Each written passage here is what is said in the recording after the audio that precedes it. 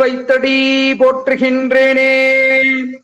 ஓம் வாக்தேவ்ஸ்ய வித்மகி விரிஞ்சி பத்னை சதீமகி தன்னோ வாணி பிரச்சோதயாது. ஞானாந்தமயம் தேவம் நிர்மல ஸ்படிகாக்கிருதம் ஆதாரம் சர்வ வித்யானாம் ஹயக்ரீவம் உபாஸ்மஹே. ஆதித்யாய சாமாய மங்களாய புதாய ச குரு சுக்ர சனியப்ச ராகவே கேதவே நம. குரு பிரம்மா குரு விஷ்ணு குரு தேவோ மகேஸ்வரக குரு சாட்சாத் பரபிரம்மம் தஸ்மை ஸ்ரீ குரவே நமக.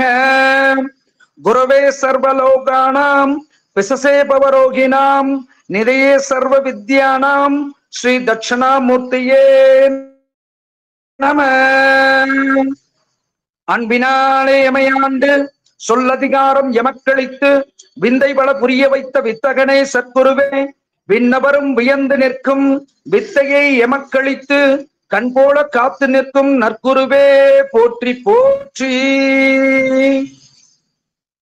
அனைவருக்கும் வணக்கம்.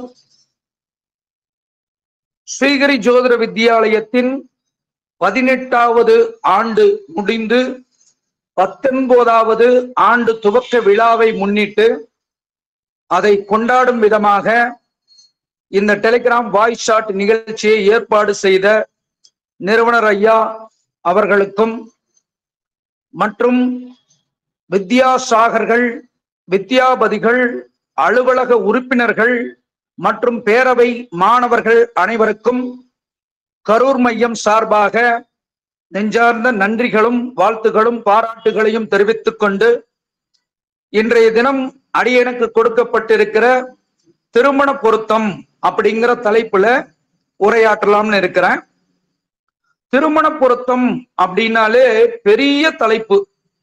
அது ஒரு மணி நேரத்துக்குள்ளாக எவ்வளவு சொல்ல முடியுமோ என்னால பாயிண்ட்ஸ் சொல்றத சொல்லலாம். பட் ஆனா குறைந்தபட்சம் 20 வகுப்புகளாவது திருமண பொருத்தத்திற்கு தேவைப்படும். இருந்த போதிலும் இன்றைய வகுப்பை பொறுத்தளவுக்கு ஒரு அவுட்லைன் என்ன அப்படிங்கிறத பத்தி நம்ம பேசிட்டோம்னா பிறிதொரு நாட்கள்ல ஏதாவது ஒரு சந்தர்ப்பம் கிடைக்கும் போது நிறுவனர் ஐயா அவர்கள் வாய்ப்பு கொடுக்கும் பொழுது இன்னும் இதை பற்றி டீட்டெயிலா நாம பார்க்கலாம் அப்படிங்கிறத இந்த நேரத்துல சொல்லிக்க கடமைப்படுறேன். இன்றைய கூட்டத்துல ஏன் நமக்கு திருமண பொருத்தம் அப்படின்னு ஒதுக்கப்பட்டது அப்படின்னு நானும் யோசிச்சு பார்த்தேன்.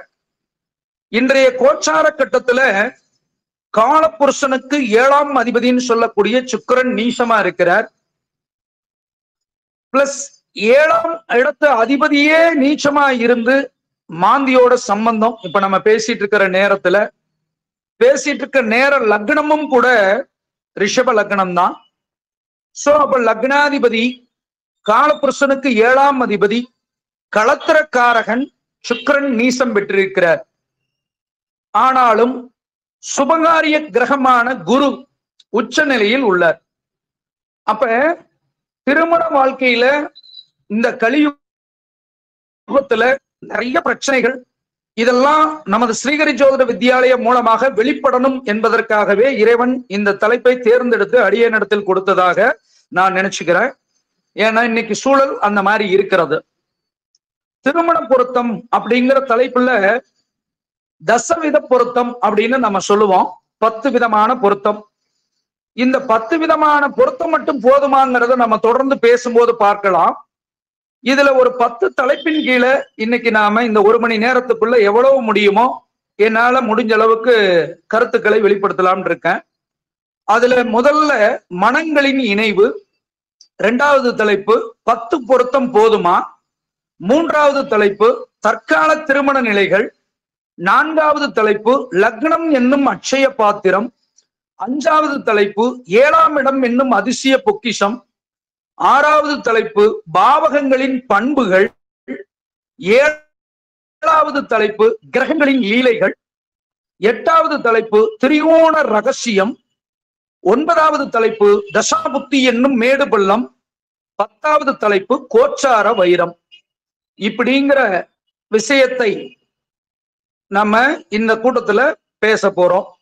அதற்கு முன்பாக மீண்டும் ஒரு முறை இந்த நல்ல ஒரு வாய்ப்பை அடியேனை நம்பி அடியேனிடத்துக்கு கொடுத்தா ஓரளவுக்கு சிறப்பா செய்வேன் அப்படின்னு நினைச்சு கொடுத்த நிறுவனர் ஐயா அவர்களுக்கு மீண்டும் ஒரு முறை நன்றிகளை பாராட்டி கொண்டு எமது குரு மகாலட்சுமி அம்மையார் அவர்களுடைய ஆசீர்வாதத்தையும் பெற்றுக்கொண்டு இன்றைய கூட்டத்துக்கு உள்ள போவோம். ஃபர்ஸ்ட் தலைப்பு மனங்களின் இணைவு. பொதுவா திருமண பொருத்தம் அப்படின்னாலே ஏதோ நடக்கிற விஷயம் அல்ல. அங்க என்ன மெயினா நடக்கிறது அப்படின்னு பாத்தீங்கன்னா, இரண்டு மனங்களின் இணைவு நடக்கிறது. அதாவது ரெண்டு சுழினா மனம் அப்படின்னு சொல்லக்கூடிய ரெண்டு சுழினா ஆணின் மனமும் பெண்ணின் மனமும் இணைந்து கருத்தொருமித்து வாழ்க்கையை எடுத்து செல்லும் பொழுது அந்த கருத்தொருமித்த வாழ்க்கை ஒரு திரு அப்படிங்கிற ஒரு உயரிய அடையாளத்தை பெற்று திருமணம் என்ற நிகழ்வை குறிக்கிறது. அப்ப திருமணம் அப்படின்னாலே ரெண்டு மனங்களுக்கு உண்டான இணைவு தான் திருமணம் அப்படிங்கிறத நம்ம சொல்லியே ஆகணும். இது ரெண்டு மனம் மட்டும்தான் சம்பந்தப்பட்டிருக்கா அப்படின்னா இரண்டு சமூக மக்களின் இணைவு கூட திருமணம் அப்படின்னு சொல்லலாம். ரெண்டு சமூகம் இணைகிறது, ரெண்டு கிராமங்கள் இணைகிறது, இதை அடுத்து பல என்ன சொல்றது அந்த ஊர் மக்களும் இணைகிறார்கள். அப்ப ஒரே ஒரு திருமணத்துல ரெண்டு மனசுக்கு முதல்ல முக்கியத்துவம் தரணும். அந்த ரெண்டு மனசு சரியா இருந்து திருமணம் அப்படிங்கிற அளவுக்கு அந்த மனங்கள் இணைந்து ஒன்றிணைந்து வாழ்ந்தால் அந்த திருங்கிற உயிரிய அடைமொழி பெறும் பொழுது இரண்டு சமூக மக்களுக்கும் நன்மை பயக்கும், அந்த சமூக மக்களால இந்த சமுதாயத்துக்கு பெருமையும் சேரும் அப்படிங்கிறதுல மாற்று கருத்து இல்லை. அப்ப ஆணின் மனத்தையும் பெண்ணின் மனத்தையும் இணைப்பது ரொம்ப சிறப்பான காரியம். இந்த உலகத்திலே பெரிய காரியம் அதுதான். ஜோதிடர்களுக்கு வாழ்றதும் ஜோதிடர்களை வாழ வைக்கிறதும் திருமண பொருத்தம் தான். ஜோதிடர்கள் வீழ்ந்து போவதற்கு காரணமும் திருமண பொருத்தம் தான். ஏன் அப்படின்னா திருமண பொருத்தத்தை நல்ல முறையில் இணைத்து இரு மனங்களை திருமணம்னு சொல்ல வைக்கிற அளவுக்கான வாழ்க்கை சூழலை ஏற்படுத்தும் பொழுது அது ரெண்டு சமூக மக்களுடைய ஏகோபித்த ஆதரவை பெற்று சமுதாயம் நல்ல நிலைக்கு திரும்புகிறது. இவர்கள் வாழ்கின்ற வாழ்க்கையை பொறுத்து வாழ்க்கையை பார்த்து திருமணம்னா இப்படித்தான் இருக்கணும் அப்படிங்கிற அளவுக்கு நல்ல இரண்டு மனங்களை இணைத்து அதன் மூலம் மனம் பரப்புவதனால மக்கள் மகிழ்ச்சி அடைவாங்க. அப்ப மகிழ்ச்சி அடைஞ்சா திருமணம் பொருத்தம்னா ஒரு ஜோதிடரை வாழ வைக்கும்.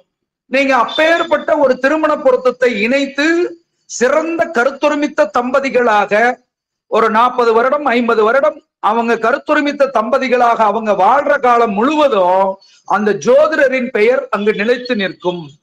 ரெண்டு பேர்த்தை இணைச்சார், சிறப்பா இருந்தது அப்படின்னு சொல்லி இந்த ரெண்டு சமூக மக்களும் சொல்லிக்கிட்டே இருப்பாங்க.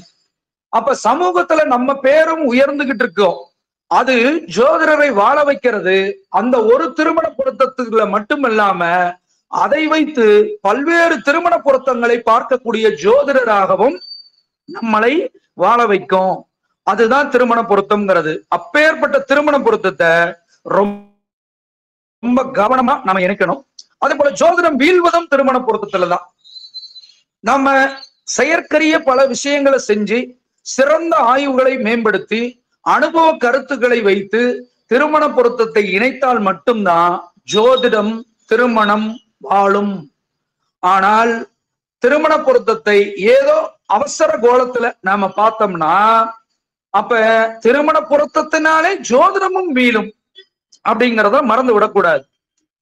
பொதுவாகவே இன்னைக்கு நாம என்னன்னா பொருத்தம் உண்டு அப்படின்னு பொதுமக்கள்கிட்ட சொல்லிட்டோம்னு வச்சுக்கீங்களேன், அந்த பொதுமக்கள் எல்லாமே சரியா இருக்கு அப்படின்னு நினைச்சுக்கிறாங்க. பொருத்தம் இருக்குன்னு ஒரு வார்த்தை தான் நம்ம ஜோதிடர் சொல்றோம், ஆனா எல்லாமே சரியா இருக்குன்னு அவங்க தவறான புரிதல் பொதுமக்கள்கிட்ட இருக்கிறது. அது அப்படி அல்ல. அதனால பொருத்தம் இருந்தாலும் இல்லாவிட்டாலும் இரண்டு மனங்கள் எப்படி சந்திக்கிறது, ஜாதகர் எத்தகையவர், அதற்கு வரக்கூடிய எதிர்ப்பாளினர் எத்தகையவர், இந்த இரண்டு மனங்களும் எப்படி ஒருத்தருக்கு ஒருத்தர் புரிந்து கொள்ளும் அப்படிங்கிறத ஒரு ஜோதிடர் தன் மனக்கண் முன்னாடி ஓட்டி பார்த்து அதுக்கப்புறம் இந்த பொருத்தத்தை இணைத்தால் சிறப்பாக இருக்கும்னு கருதி இணைச்சாதான் அது சிறப்பா இருக்கவே தவிர வெறுமனே பொருத்தம் அப்படின்னு சொல்லக்கூடிய 10 பொருத்தம்ங்கிறது ஏற்புடையதாக இல்லை. ஏன் இதை திரும்ப திரும்ப சொல்றோம் அப்படின்னா, இன்னைக்கு ஒரு ஜோதிடர்கிட்ட ஜாதகம் பார்க்க வர்றவங்கள்ல 170% பேர் திருமண பொருத்தம் தொடர்பான விஷயங்களை மட்டும் கேட்பதற்காகத்தான் வருவாங்க. திருமணம் எப்ப பண்ணலாம், திருமணம் நடக்குமா நடக்காதா, திருமணத்துக்கான கால நேரம் வந்துருச்சா, குருபலம் வந்திருக்கா வரலையா, இப்படி பல்வேறு கணக்கான கேள்விகளோடு ஒரு ஜோதிடரை நெருங்கக்கூடிய 100 வாடிக்கையாளர்கள்ல 70 பேர் திருமண விஷயத்தை தான் அணுகுவாங்க. அப்ப திருமண பொருத்தம் பார்ப்பதில் நமது வித்யாலய மாணவர்கள் தெளிவான மனநிலையோடு இருந்து பார்க்கும் பொழுது, அப்ப 2 மனங்களை சிறப்பான முறையில் இணைக்கும் பொழுது அந்த திருமண வாழ்வு வளம் பெறும் என்பதில் எந்த ஒரு மாற்று கருத்தும் இல்லை. சோ மனங்களின் இணைவு அப்படிங்கிற தலைப்புல நாம இதுவரைக்கும் உரையாற்றி இருக்கோம். அதுக்கு அடுத்து 2வது தலைப்புக்குள்ள போவோம். 10 பொருத்தம் போதுமா, 10 பொருத்தம் போதுமா? இன்னைக்கு பாத்தீங்கன்னா தசவித பொருத்தம் அப்படின்னு சொல்லக்கூடிய தின பொருத்தம், கண பொருத்தம், மகேந்திர பொருத்தம், ஸ்திரீ தீர்க்க பொருத்தம், யோனி பொருத்தம், ராசி பொருத்தம், ராசி அதிபதி பொருத்தம், ரஜ்ஜு பொருத்தம், வசிய பொருத்தம், வேதை பொருத்தம், நாடி பொருத்தம் என்றெல்லாம் பொருத்தங்கள் பார்க்கப்படுகிறது. ஆனா இந்த 10 பொருத்தமும் இன்றைய காலகட்டத்திற்கு போதுமானதாக இருக்கிறதா அப்படின்னா நிச்சயமா கட்டாயமா இல்லை என்றுதான் சொல்லணும். ஏன்னா இந்த பொருத்தங்கள் அனைத்துமே எதை மையப்படுத்தி நிர்ணயம் செய்யப்படுகிறது அப்படின்னா, ஜாதகர் பிறந்த நட்சத்திரம், ஜாதகி பிறந்த நட்சத்திரம்.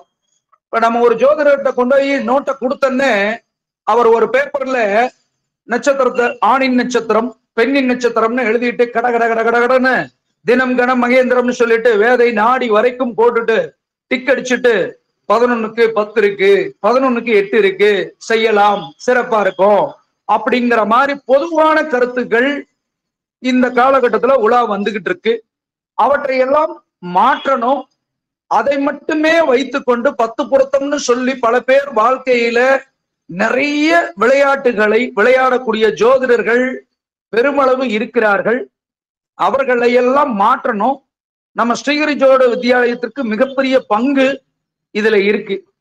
அப்ப இந்த 10 பொருத்தம் மட்டும் பார்க்கிறது என்பது ஒரு தவறான புரிதல் அப்படிங்கிறத நம்ம சொல்லுவோம். இது தவறான புரிதல்ல நட்சத்திர பழமொழிகளே நிறைய இருக்கு. அந்த நட்சத்திர பழமொழிகளை பத்தி கிளாஸ் எடுக்கணும்னா அதுவே ஒரு வகுப்பா பேசணும். அதுல சில குறிப்புகள் அப்படின்னு பாத்தீங்கன்னா, ஆண் மூலம் அரசாளும், பெண் மூலம் நிர்மூலம், மூலம் மாமனாருக்கு ஆகாது, கேட்டையில் பிறந்தவன் கோட்டை கட்டி ஆழ்வான், பரணியில் பிறந்தவன் தரணி ஆழ்வார். இதெல்லாம் பொதுவான நட்சத்திர பழமொழிகள் தானே தவிர அந்த பழமொழிகளை புரிந்து கொள்ளும் விதமும் ஒவ்வொன்றுக்கும் வேறு வேறாக இருக்கிறது.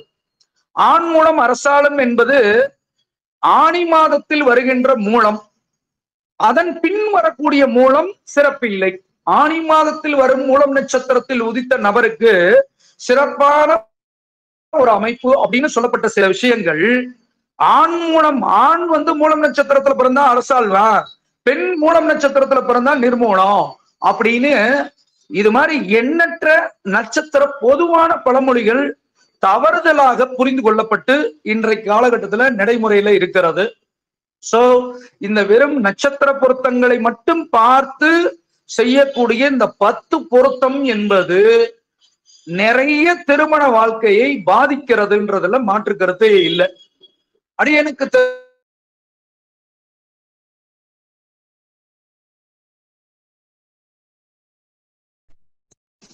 அவரிடத்தில் நோட்டை கொண்டு போய் கொடுத்துட்டீங்கன்னா, நீங்க எந்த நோட்டை கொடுத்துட்டாலும் சரி, அவர் என்ன செய்வார், உடனே பார்ப்பார், கடகட கடகடன்னு 11க்கு இத்தனை இருக்கு, செய்யலாம் போங்க, நல்லா இருக்கும் போங்க அப்படின்னு ஒரே வார்த்தை தான் சொல்லுவார். நீங்க அது டைவர்ஸான ஜாதகத்தை கொண்டு கொடுத்தாலும் அதுதான் சொல்லுவார். அவர் பின்புலங்களை பற்றி ஆராய்வதில்லை. அப்ப இந்த 10 பொருத்தம் மட்டுமே போதும்னு நினைச்சிட்டு இருக்க பழைய ஜோதிடர்கள் இன்னும் பல பேர் நிறைய இருக்காங்க, நிறைய பேர் பாக்குறாங்க. அதனால நிறைய பேருடைய திருமண வாழ்க்கையில பாதிப்புகள் ஏற்படுகிறதுங்கிறதுல மாற்று கருத்து இல்லை. சோ அதையெல்லாம் மாத்தணும், அதையெல்லாம் போக்கணும். சமுதாயத்துக்கு ஒரு நல்ல முன்னேற்றத்தை கொடுக்கணும், சிறந்த தம்பதிகளை உருவாக்கணும், இரண்டு நல்ல மனங்களை இணைக்கணும், அதை ஜாதக ரீதியா, கிரக ரீதியா, பாவக ரீதியா ஆய்வு பண்ணி இணைக்கணுங்கிறதுக்காகத்தான் நமது வித்தியாலயம் சிறந்த முயற்சிகள்லாம் எடுத்துக்கிட்டு இருக்கிறது. அடுத்து எதிர்வரும் காலத்துல T20 சாப்ட்வேர்னு வெளியிட போகிறது. இதெல்லாம் ரொம்ப சிறப்பான ஒரு அமைப்பா நமது மாணவர்கள் திருமண பொருத்தத்தை தேர்ந்தெடுப்பதற்கு வழிவகையா இருக்குங்கிறதுல மாற்று கருத்து இல்லை. அப்ப இந்த 10 பொருத்தம் போதுமானா இது ஒரு சம்பக்கான விஷயம் அப்படிங்கிறத நாம புரிந்து கொள்ள வேண்டும். அப்ப 10 பொருத்தத்தை மட்டும் ஒரு ஓரமா ஒதுக்கி வச்சிருங்க. நான் என்னோட மாணவர்களுக்கெல்லாம் வகுப்பறையில சொல்லும் போது இது ஒரு ஊறுகாய் மாறி வைத்துக் கொள்ளுங்கள், பார்க்கவே வேண்டாம் என்று சொல்லவில்லை. இதுலயும் சில தாற்பயம் இருக்கிறது. தினம்னா என்ன, தினந்தோறும் தம்பதிகளுக்குள்ள நடக்கக்கூடிய ஒற்றுமையை பத்தி ஆராயுது. கணம்னா இவங்க 2 பேர்த்தோட குணத்தை ஆராயுது. மகேந்திரம்ங்கிறது புத்திர பாக்கியத்தை ஆராயுது. ஸ்திரீ தீர்க்கம் பெண் ஆயுள் தீர்க்கத்தை ஆராயுது. யோனி பொருத்தம்ங்கிறது தாம்பத்திய ஒற்றுமையை ஆராயுது. ராசிங்கிறது அவங்களுக்கு உள்ளான மன இயல்புகளை ஆராயுது. ராசி அதிபதிங்கிறது சம்பந்திகள் ஒற்றுமையை ஆராயுது. ரஜ்ஜு பொருத்தம் என்பது மாங்கல்ய கயிறு பொருத்தத்தை குறிக்கிறது. வசிய பொருத்தம்ன்றது ஒருத்தர் மேல இன்னொருத்தர் அந்யோன்யமா இருப்பதை குறிக்கிறது. வேதை ஒருத்தர்னால இன்னொருத்தருக்கு இடையூறு ஏற்படாதா அப்படின்னு சொல்ல வருது. நாடினா ஒருத்தருடைய உடல் அமைப்பு பிரகாரம் இன்னொருத்தருக்கு நோய் நொடி தொந்தரவுகள் வருமா வராதாங்கிறத சொல்லுது. இந்த பொருத்தமும் தேவைதான், ஆனால் இதுவே பிரதானமான தேவையாக இல்லை அப்படிங்கிறத நாம சொல்லணும். அப்ப இதை ஒரு ஊறுகாய் மாதிரி நம்ம பயன்படுத்திக் கொள்ளலாம். அதற்கு முன்பாக நாம பார்க்கப்பட வேண்டிய நிறைய பல விஷயங்கள் இருக்கிறது. அப்படியெல்லாம் நம்ம பார்த்துட்டு தான் இதை கடைசியா வேணா பார்த்துக்கலாம்ன்றத இந்த தலைப்பின் கீழே நான் சொல்ல கடமைப்படுறேன். சோ 10 பொருத்தத்தை பொறுத்தளவுக்கு ஒரு ஓரமா ஒதுக்கி வச்சுட்டு இனி நாம் பார்க்க இருக்கிற விஷயங்கள்ல மட்டும் ரொம்ப கவனமா செஞ்சாதான் 2 சிறந்த நல்ல மனங்களை உருவாக்க முடியும் அப்படிங்கிறதுல மாற்று கருத்து இல்லை. அடுத்து 3வது தலைப்பு, தற்கால திருமணங்கள். இன்னைக்கு கால திருமணங்கள்லாம் எப்படி இருக்கு அப்படின்னு பாத்தீங்கன்னா ரொம்ப சீர்கேடா கெட்டு போய் இருக்கு.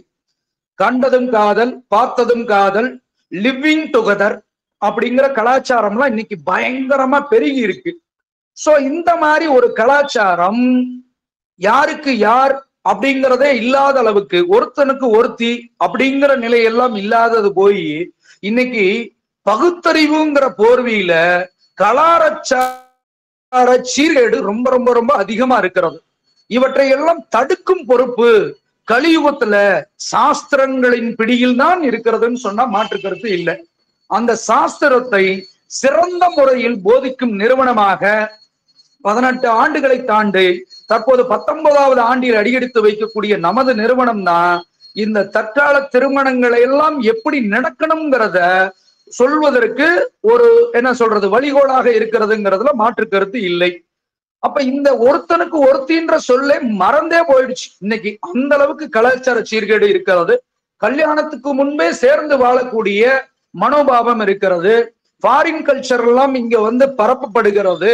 பகுத்தறிவு அப்படிங்கிற ஒரே ஒரு வார்த்தையை வைத்துக் கொண்டு அவர்கள் பண்ணக்கூடிய பல்வேறு அட்டகாசங்கள் இன்னைக்கு யார் யாரை வேணாலும் கல்யாணம் பண்ணலாம், எங்க வேணாலும் பண்ணலாம், எப்படி வேணாலும் இருக்கலாம், என்ன வேணாலும் செய்துக்கலாம் அப்படிங்கிற மாதிரி ஒரு சீர்கேடான நிலைதான் இன்னைக்கு தற்கால திருமணங்கள்ல அதிகமா காணப்படுது.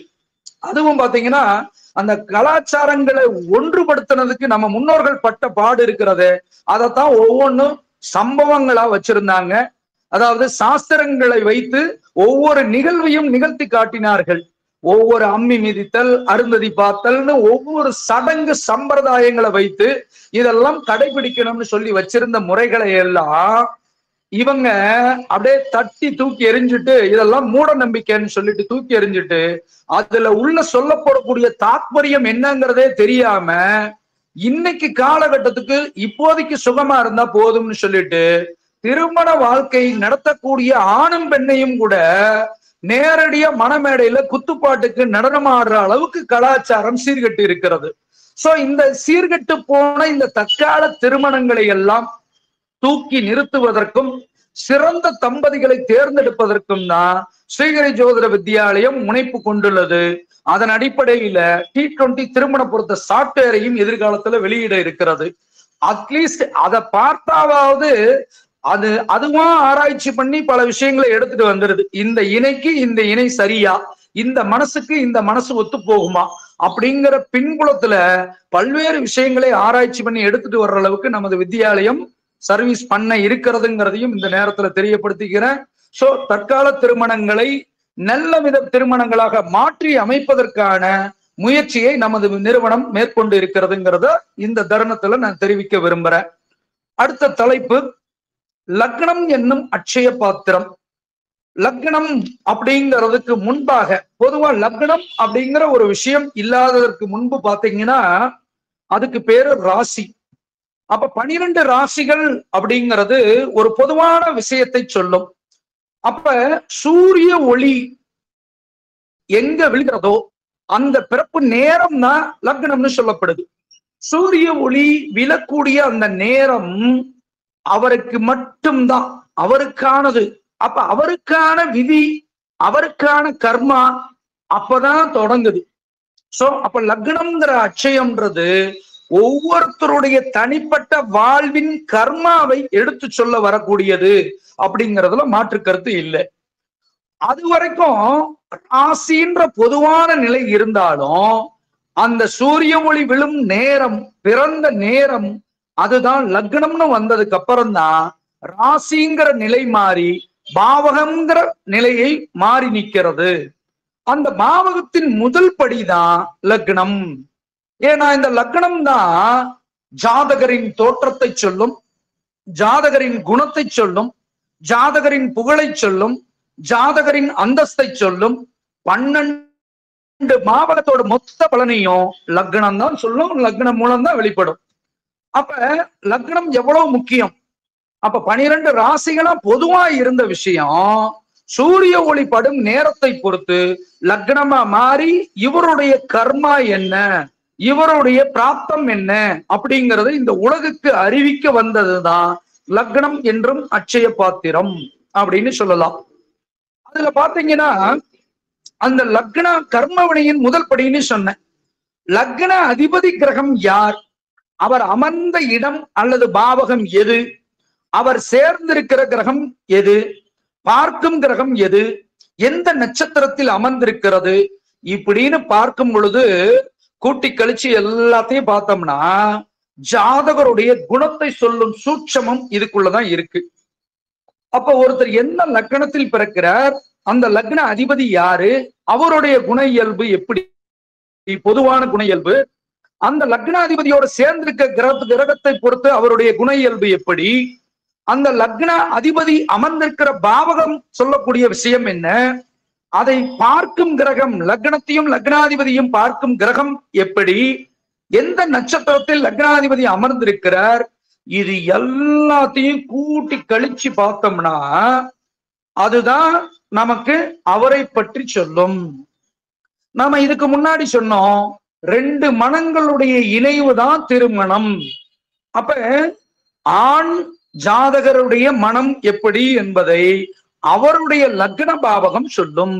அவர் என்ன கர்மாவை அனுபவிக்க வந்திருக்கிறார் அப்படிங்கிறத அவருடைய லக்ன அதிபதி சொல்லும். அப்ப குணப்பொருத்தம் தேர்ந்தெடுக்கிறதுக்கு சிறந்த ஒரு அமைப்புன்னா அது எந்த புள்ளியில தொடங்குதுன்னா லக்னம்ங்கிற அட்சய பாத்திரத்துலதான் தொடங்குது. அப்ப லக்னம் என்பது ஜாதகர் என்று வைத்துக் கொண்டால் அப்ப அதற்கு நேர் எதிர்பாவகம்னு சொல்லக்கூடிய 7ஆம் பாவகம் அவருக்கு வரக்கூடிய துணையை சொல்லுது. அப்ப லக்னம் எப்படி அவருடைய தோற்றம், குணம், புகழ், அந்தஸ்தெல்லாம் சொல்லுதோ அதே போல அடுத்து நாம பார்க்க இருக்கிற தலைப்பு 7ஆம் இட அதிசயம். அந்த 7ஆம் இடம் பாத்தீங்கன்னா எதிர் வாழ்க்கை துணையுடைய தோற்றம், புகழ், அந்தஸ்து, குணத்தை சொல்லும். அப்ப லக்னம் எந்த அளவுக்கு முக்கியமோ அதே அளவுக்கு முக்கியம் 7ஆம் இடம். 7ஆம் இடம் என்ன சொல்ல வருகிறது, அவர் அனுபவிக்க இருக்கிற இல்லற வாழ்வின் தன்மையை சொல்லுது. அவங்க இல்லற வாழ்க்கையில எப்படி விளங்குவாங்கன்னு சொல்லுது. என்ன மாதிரி தர்மத்தை இல்லற வாழ்க்கையில் அவர் கடைபிடிப்பாருன்னு சொல்லுது. இல்ல நாம ஏற்கனவே தற்கால திருமணங்கள் சீரழிஞ்சு போற மாதிரி அவருடைய வாழ்க்கை சூழல் தரிகட்டு போகுமா, சீர்கேடான விஷயத்துக்கு இவரும் உடன்படுவாரா அப்படிங்கிறதையும் ஜாதகருடைய லக்ன பாவகத்திற்கு 7ஆம் பாவகம் சொல்லும். அப்ப எதிர்பாவகத்துக்கு அது 1ஆம் பாவகமா இருக்கும். ஜாதகருக்கு எது லக்ன பாவகம் ஒன்றோ அதே போல ஜாதகரின் குணத்தை தெரிவிக்கிறது லக்ன பாவகம் என்றால் ஜாதகரின் துணைவியாரின் குணத்தை சொல்வது 7ஆம் பாவகம். அப்ப 7ஆம் பாவகத்தை வைத்து அவருடைய துணைவியாருடைய குணம், மனம் இதெல்லாம் ஒன்று சேர்ப்பதற்கு நமக்கு ரொம்ப சிறப்பா இந்த 1, 7 பாவகங்கள் நமக்கு நிச்சயமா வழிகாட்டுங்கிறதுல மாற்று கருத்து இல்லை. 7ஆம் பாவகம் என்றாலே எதிரில் நிற்கும் பாவகம். அப்ப எதிரி பாவகம்னு கூட சொல்லலாம் சில நேரங்கள்ல. அப்ப 7ஆம் பாவகம் எதிர்பாவகம் எதிரி பாவகம் என்றாலும் கூட அந்த சம அளவிலான எதிரி அப்படின்னு நம்ம பார்க்கணும். அந்த இடத்துல அதுல அமர்ந்திருக்கிற கிரகங்கள் அந்த அதிபதி பெரும் பலம் பலவீனத்தை பொறுத்தும் நாம அவர் வரக்கூடிய துணைவியாருடைய சூழலை கணிக்க தெரியணும். அப்ப நாம ஃபர்ஸ்ட் பாயிண்ட்ல சொன்ன மாதிரி 2 மனங்களின் இணைவு தான் திருமணம்னு சொன்னோம். அப்ப ஜாதகர் அப்படிங்கிற ஆணினுடைய மனசை அவருடைய லக்ன பாவகம் சொல்லும். 7ஆம் இடம் என்பது அவரின் துணையாருடைய குணத்தையும் அவருடைய செல்வாக்கையும் சொல்லும். அப்ப இவங்க 2 பேர்த்தோட குண ஒற்றுமை அப்படின்ற ஒரு விஷயம் இருந்துட்டாலே அங்க திருமண வாழ்க்கைக்கு சிறப்பான ஒரு அடித்தளம் அமைச்சு கொடுக்குங்கிறதுல மாற்று கருத்து இல்லை. அப்ப 7ஆம் பாவகம் எதிரி பாவகம் என்றாலும் கூட 7ஆம் பாவகத்தில் அமர்ந்த கிரகம், 7ஆம் பாவக அதிபதியோடு சேர்ந்த கிரகம், 7ஆம் பாவக அதிபதி எந்த நட்சத்திர சாரத்தில் இருக்கிறது இப்படிங்கிறத பொறுத்தும் அந்த பாவகங்கள் 1, 7 பாவகங்கள் சொல்லும் நிலையை பொறுத்தும் 2 மனங்களை இவர் எத்தகையவர், இவர் எப்படிப்பட்டவர், இவர் உணர்ச்சி வசப்படுவாரா இல்ல அமைதியா எந்த சூழலையும் எதிர்கொள்வாரா அப்படிங்கிறதையும் கூட நம்ம எளிமையாக சொல்லிவிடலாம். ஒரு உதாரணத்துக்கு சொல்லணும்னா இந்த லக்னங்கள் ஒவ்வொரு கிரகங்கள் வச்சு பார்க்கும் பொழுது இன்னும் நான் அதை விரிவா சொல்றேன். இப்போதைக்கு லக்னம் என்பது நமக்கு எதற்கு தேவைப்படுகிறது, அந்த ஜாதகருடைய குண இயல்பை சொல்வதற்கும் 7ஆம் இடம் என்பது வாழ்க்கை துணையின் குண இயல்புகளை சொல்வதற்கும் அது பயன்படுகிறதுங்கிறதுல மாற்று கருத்து இல்லை. அப்ப 1, 7ஆம் இடங்களை நன்றாக ஆராய வேண்டும். திருமண பொருத்தத்துல முதல் ஸ்டெப் இதுதான். லக்ன பாவகத்தையும் 7ஆம் பாவகத்தையும் தெளிவாக ஆராய்ச்சி செய்ய வேண்டும். சரி, அடுத்த தலைப்பு பாவகங்களின் பண்புகள் அப்படிங்கிறதுக்குள்ள போவோம். 6வது தலைப்பு. இந்த பாவகத்தை பொறுத்தளவுக்கு பாத்தீங்கன்னா 2 வகையா பிரிக்கலாம். அதுல ஒற்றைப்படை பாவகம், இரட்டைப்படை பாவகம் அப்படின்னு சொல்லி பிரிக்கலாம். இப்ப திருமண பொருத்தம், திருமண நிலைகள் அப்படிங்கிறது எதை குறிக்கும் அப்படின்னா அது ஒற்றை பாவகத்துலதான் வரும். ஒற்றைப்படை பாவகங்கள் அப்படின்னு பார்க்கும் பொழுது 1, 3, 5, 7, 9, 11 இந்த ஒற்றைப்படை பாவகங்கள் அனைத்தும் ஒரு உயிர் அடையும் சந்தோஷத்தின் அளவை வெளிப்படுத்தும். ஒரு உயிர் எந்த அளவுக்கு சந்தோஷமா இருக்கு அப்படிங்கிறத வெளிப்படுத்தும் இந்த பாவக தொடர்புகள் எல்லாம் ஏற்பட்டால். 1 என்பது ஜாதகர், 3 என்பது இளைய சகோதரர், 5 என்பது அவருக்கு பிறக்கும் குழந்தைகள், 7 என்பது அவருக்கு அமையும் துணைவியார், 9 என்பது தந்தையார், 11 என்பது அவர் அடையக்கூடிய மகிழ்ச்சி, சந்தோஷம், ஆதாய வெற்றி. அப்ப இந்த ஒற்றைப்படை பாவகங்கள் உணர்த்துவது எல்லாம் அந்த ஜாதகர் அடையக்கூடிய உயிர் சந்தோஷத்தை உணர்த்துகிறது. அந்த இரட்டைப்படை பாவகங்கள்னு சொல்லக்கூடியதெல்லாம் பாத்தீங்கன்னா 2, 4, 6, 8, 10, 12 இது பொருள் சந்தோஷத்தை குறிக்கிறது. அப்ப ஒற்றைப்படை பாவங்கள் உயிர் சந்தோஷத்தையும் இரட்டைப்படை பாவங்கள் பொருள் சந்தோஷத்தையும் குறிக்கிறது. அப்ப ஒரு பாவகத்தை விட இன்னொரு பாவகம் அதிகப்படியான உயரத்தை தொடும். ஒற்றைப்படை பாவகத்தை பொறுத்தளவுக்கு ஜாதகருடைய தைரியம், ஜாதகருடைய ஆற்றல் எங்கு தெரியும் அப்படின்னா 1ஆம் பாவகத்திற்கு அடுத்த ஒற்றைப்படை பாவகமான 3ஆம் பாவகத்தில் தான் தெரியும். சரி, ஜாதகர் தைரியம், வீரியம், ஆற்றல் கொண்டுள்ளாருன்னா அதனால என்ன பலன் விளையும் அப்படின்னா அந்த 3ஆம் இடத்தின் வளர்ச்சின்னு சொல்லக்கூடிய 5ஆம் பாவகத்துலதான் அவருடைய சந்தோஷம் தெரியும், அவருடைய அறிவு தெரியும், அவருடைய புத்திசாலித்தனம் தெரியும். அப்ப ஜாதகர் தைரிய வீரியம் சில முயற்சிகள் மேற்கொண்டு அவர் எடுக்கக்கூடிய முயற்சிகளின் பலனாக அவருக்கு கிடைப்பது 5ஆம் பாவகம் என்கிற சந்தோஷம், நுண்ணறிவு அப்படிங்கிறத சொல்லும், மகிழ்ச்சியை சொல்லும். அதுக்கப்புறம் அந்த மகிழ்ச்சியின் மொத்த வெளிப்பாடு இது திருமணத்திற்கு முன்பு வரை 1, 3, 5 என்பது திருமணத்துக்கு முன்பு வரை ஒரு ஜாதகர் அடையக்கூடிய உயிர் சந்தோஷம். அதுக்கப்புறம் திருமணத்திற்கு அப்படின்னு போகும் பொழுது 7ஆம் பாவகம் இல்லற பாவகம், அங்கு இன்னும் வலுவாக இயங்குது, இல்லற தர்மம் வலுவா இயங்குது. அந்த இல்லற தர்மத்தின் விளைவாக பாக்கியம், அதிர்ஷ்டம் அப்படிங்கிற உயிர் சந்தோஷம் கிடைக்கும். இப்படி பாக்கியம், அதிர்ஷ்டம், உயிர் சந்தோஷம் அதோட முடிவு பாத்தீங்கன்னா லாபம், வெற்றி. அந்த நபர் வாழ்க்கையில வெற்றி பெற்றதா குறிக்கிறதா கடைசி அந்த ஒற்றைப்படை பாவகத்திலே கடைசி பாவகமான 11ஆம் பாவகம். அப்ப 1க்கும் 11க்கும் இடையில பாத்தீங்கன்னா 3, 5, 7, 9. இந்த 5, 9, 7க்கு 2 பக்கமும் இருக்கிறது. 7க்கு முன்பக்கமும் பின்பக்கமும் தான் 5, 9 இருக்கு. அப்ப 5 என்பது புத்திர பாக்கியத்தால அடையக்கூடிய சந்தோஷத்தையும் குறிக்கும். 9 என்பது அறவழியில், தர்ம வழியில் அவர் வாழ்வதனால் ஏற்படக்கூடிய சந்தோஷத்தையும் குறிக்கும். அப்ப குழந்தை பாக்கியம் இல்லாமல் இருந்தாலும் 7ஆம் பாவகம் சந்தோஷம் பெறாது. 9ஆம் பாவகம்ங்கிறது அறவழியில வாழாம நாம இருந்தோம்னாலும் இல்லற வாழ்க்கை பாதிக்கப்படும்ங்கிறத 2 அரணா ஒற்றை பாவகம் 5, 9 7க்கு துணையா நிக்குதுன்னு சொன்னா மாற்று கருத்து இல்லை. இதை ஏன் சொல்றேன் அப்படின்னா, ஒரு உயிர் அடையக்கூடிய சந்தோஷத்தின் அளவை வெளிப்படுத்தக்கூடிய பாவகங்கள் ஒற்றைப்படை பாவகங்களே அப்படிங்கிறதுல மாற்று கருத்து இல்லை. ஆனால் இரட்டைப்படை பாவகங்கள் பொருளாதார சந்தோஷத்தை குறிக்கும். அப்ப 2ஆம் பாவகம் என்பது ஜாதகருக்கு வரக்கூடிய வருமானத்தை குறிக்கும். 4ஆம் பாவகம் என்பது அந்த அளவுக்கு அதிகமான வருமானம் வரும் பொழுது அவர் வீடு வாங்குவார், மனை வாங்குவார், நிலம் வாங்குவார், சொத்து சேர்ப்பார் அப்படிங்கிறத குறிக்கிறது. சோ அப்ப அளவுக்கு அதிகமான வருமானம் வரும் பொழுது அந்த 4ஆம் பாவகத்தில் அவருடைய வருமானம் போய் முடியும். சரி, அளவுக்கு அதிகமான சுகங்களை ஜாதகர் பெற்றிருக்கார் அப்படின்னா அது எங்க போய் முடியும் அப்படின்னா 6ஆம் பாவகத்தில் முடியும். ஏன்னா 4ஆம் பாவகம் சுகத்தில் திளைக்கிற அதீத சுகத்தில் அவர் திளைத்தார்னா அதீத என்ன சொல்றது வசதி வாய்ப்புகளோடு சுகத்தோடு வாழக்கூடிய நபருக்கு நோய் நொடி தாக்கம் ஏற்படும். அதிக சுகத்தில் இவர் இருக்கும் பொழுது பகைமையை எதிர்கொள்ள வேண்டி இருக்கும். அப்ப அந்த 6ஆம் பாவகம் பகைமையும் நோயையும் கொடுக்கிறது அப்படிங்கிறதுல மாற்று கருத்து இல்லை. அதோட வளர்ச்சி அப்படின்னா அதுதான் தீராத நோய், தீராத கடன், தீராத எதிரி வழி தொல்லைகளை கொடுக்கக்கூடிய 8ஆம் பாவகமா வந்து நிற்கும். கலியுகத்துல பொருளாதார தேவை நிச்சயம் தேவை. அந்த கலியுகத்துல 2, 4, 6 வரைக்கும் இருந்துட்டா போதும். 6க்கு மேல போயிடுச்சுன்னா அது பாதிப்பை இன்னும் கடுமையாக கொடுக்கும் அப்படிங்கிறதுல மாற்று கருத்து இல்லை.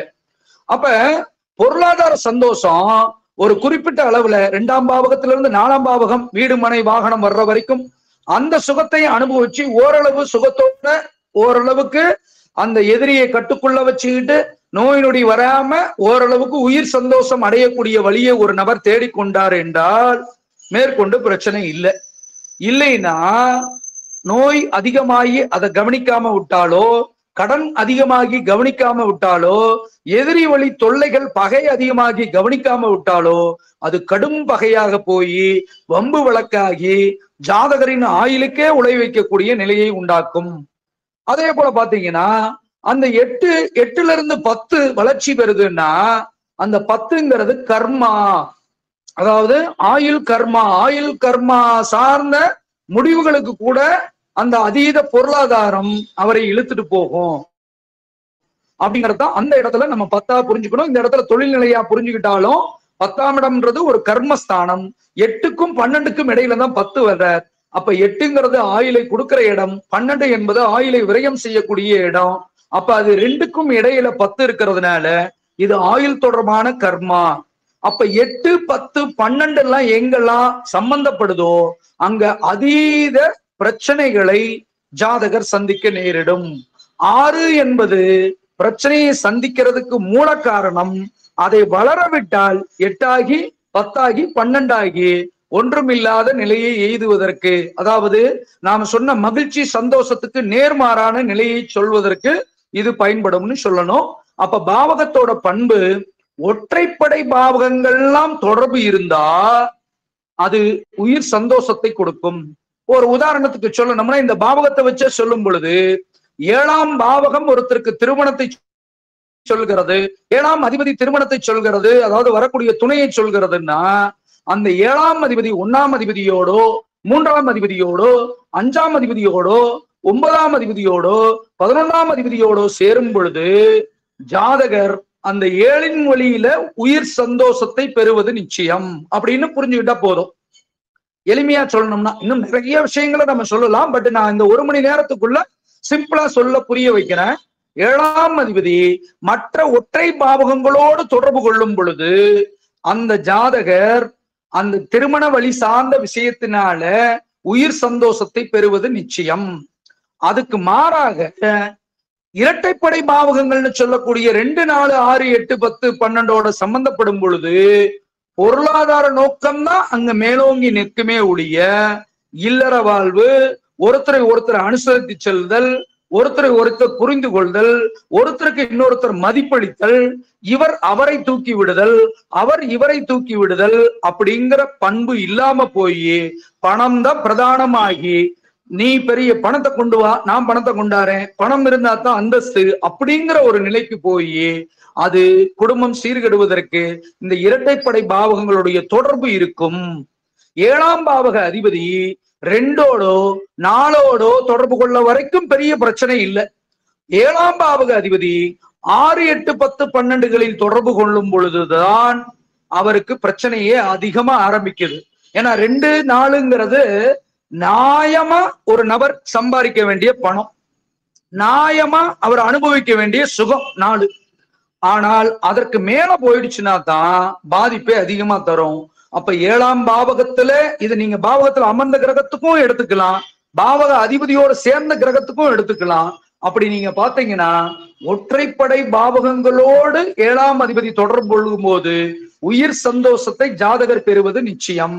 இரட்டைப்படை பாவகங்கள்ல 2 நாளை தவிர, அதாவது தேவையான சந்தோஷத்தை தவிர மீதி பாவங்களை தொடர்பு கொள்ளும் பொழுது அவருக்கு திருமண வாழ்க்கையில பிரச்சனைகள் சங்கடங்கள் இருக்குங்கிறத நாம பார்த்த ஜனத்துல நாம உணர்ந்து கொள்ள முடியும் அப்படிங்கிறத சொல்லலாம். சோ அப்ப இந்த பாவகங்களின் பண்புகளை கொஞ்சம் கேட்ச் பண்ணிட்டோம்னா அப்ப திருமண வாழ்க்கையினால அந்த ஜாதகர் உயிர் சந்தோஷத்தை பெரிதாக இந்த வாழ்க்கையில அனுபவிக்க இருக்கிறாரா, இல்ல பொருளாதார வழி நின்று பொருளாதாரமே பிரதானமா வச்சுட்டு அவர் வாழ்க்கையில சந்தோஷ நிலைகள் எல்லாம் சீர்கெட்டு போகிற மாதிரி போக போறாராங்கிறத நம்ம இந்த பாவக பண்புகளை வைத்தும் நாம எளிதாக புரிந்து கொள்ள முடியும். ஓகே, அடுத்த தலைப்பு இன்னைக்கு நாம பார்க்க இருக்கிறது கிரகங்களின் லீலைகள். இந்த கிரகங்களை பொறுத்தளவுக்கு நாம எப்படி புரிஞ்சுக்கணும் அப்படின்னா, பிக் பேங் தியரி அப்படிங்கிறதுல இருந்து வெடித்து சிதறப்பட்டதுதான் கிரகங்கள். அப்ப சூரியனிலிருந்து வெடித்து சிதறிய மணல் திட்டுக்கள் தான் கிரகங்கள்னு சொல்லணும். பூமியும் ஒரு மணல் திட்டு, இதே போலதான் மற்ற கிரகங்களும் உருவாகி இருக்கிறது. அப்ப ஒவ்வொரு மணல் திட்டுக்கும் ஒவ்வொரு தனித்தனி இயல்புகள், தனித்தனி சூழ்நிலைகள், தனித்தனி குண இயல்புகள் இருக்கிறது. அதுல மாற்று கருத்தே இல்லை. கிரகங்களுக்குன்னு பொதுவான தனித்தனி குணம் இருக்கு. உதாரணத்துக்கு சொல்லணும்னா சூரியன் தந்தை குறிப்பார், சந்திரன் தாயை குறிக்கிறார் அப்படின்னு. சூரியன்னா கோப கிரகம், சந்திரன் சாந்தப்படுத்தக்கூடிய கிரகம் இப்படின்னு அது பொதுவான தனித்தனி குணங்கள் இருக்கலாம். ஆனால் அது பொதுவானவை மட்டுமே. அந்த பொதுவான கிரகங்களின் மேல, அந்த பொதுவான மணல் திட்டுக்களின் மேல சூரிய ஒளி அப்படிங்கிற ஒளி பட்டு அதோடைய எதிரொலிப்பு ஜாதகர் பிறந்த தருணத்தில் எவ்வாறாக அமைகிறது என்கிறத பொறுத்துதான் அந்த கிரகம் அது பாவகமா செயல்பட்டு அந்த பாவக ரீதியில நல்லது கெட்டது என்று ஆகிறது. இப்ப நம்ம சொன்ன மாதிரி ஒற்றைப்படை இரட்டைப்படையில உயிர் சந்தோஷமா பொருள் சந்தோஷமான்ற அளவுக்கு நாம அங்க எடுத்துட்டு போகுது. அப்ப சூரிய ஒளி, ஜோதிட சாஸ்திரம்னா என்ன சாஸ்திரம்? ஒளி சாஸ்திரம். சூரிய ஒளி இல்லையல் உலகமே இல்லை, சூரியன் இல்லையல் எதுவுமே கிடையாது. அதற்காக மட்ட மதியான வெயில்ல மல்லாக்க நாம படுத்திருக்க முடியாது. ஏன்னா சூரியனே ஆனா நம்மளால தாங்கிக் கொள்ற அளவுக்கு தான் நம்ம தாங்கிக்கணும். கதிர்வீச்சை வாங்குற அளவுக்கு தான் நம்மளால வாங்க முடியும். சோ அந்த சூரிய ஒளி கதிர்கள் படுவதால் அந்த மணல் திட்டுகளா இயல்பாகவே பொதுவான தனித்தனி குணம் கொண்டிருந்தாலும் அதை தாண்டிய சில குணங்களை இங்க நம்ம கிரகங்களுக்கு பரிமளிக்க செய்கிறது அப்படிங்கிறதுல மாற்று கருத்து இல்லை. இதுல சூரிய ஒளி தன்னோட கூடுதலான குண இயல்புகளை எப்படி வெளிப்படுத்துதுன்னா ஆதிபத்தியம் என்ற அடிப்படையில் வெளிப்படுத்துகிறது. இப்போ ஒரு உதாரணத்துக்கு சொல்லணும்னா விருச்சிக லக்னம் அப்படின்னா விருச்சிக லக்னத்துக்கு 2ஆம் பாவகத்திற்கும் 5ஆம் பாவகத்திற்கும் ஆதிபத்தியம் பெறக்கூடிய கோள் குரு.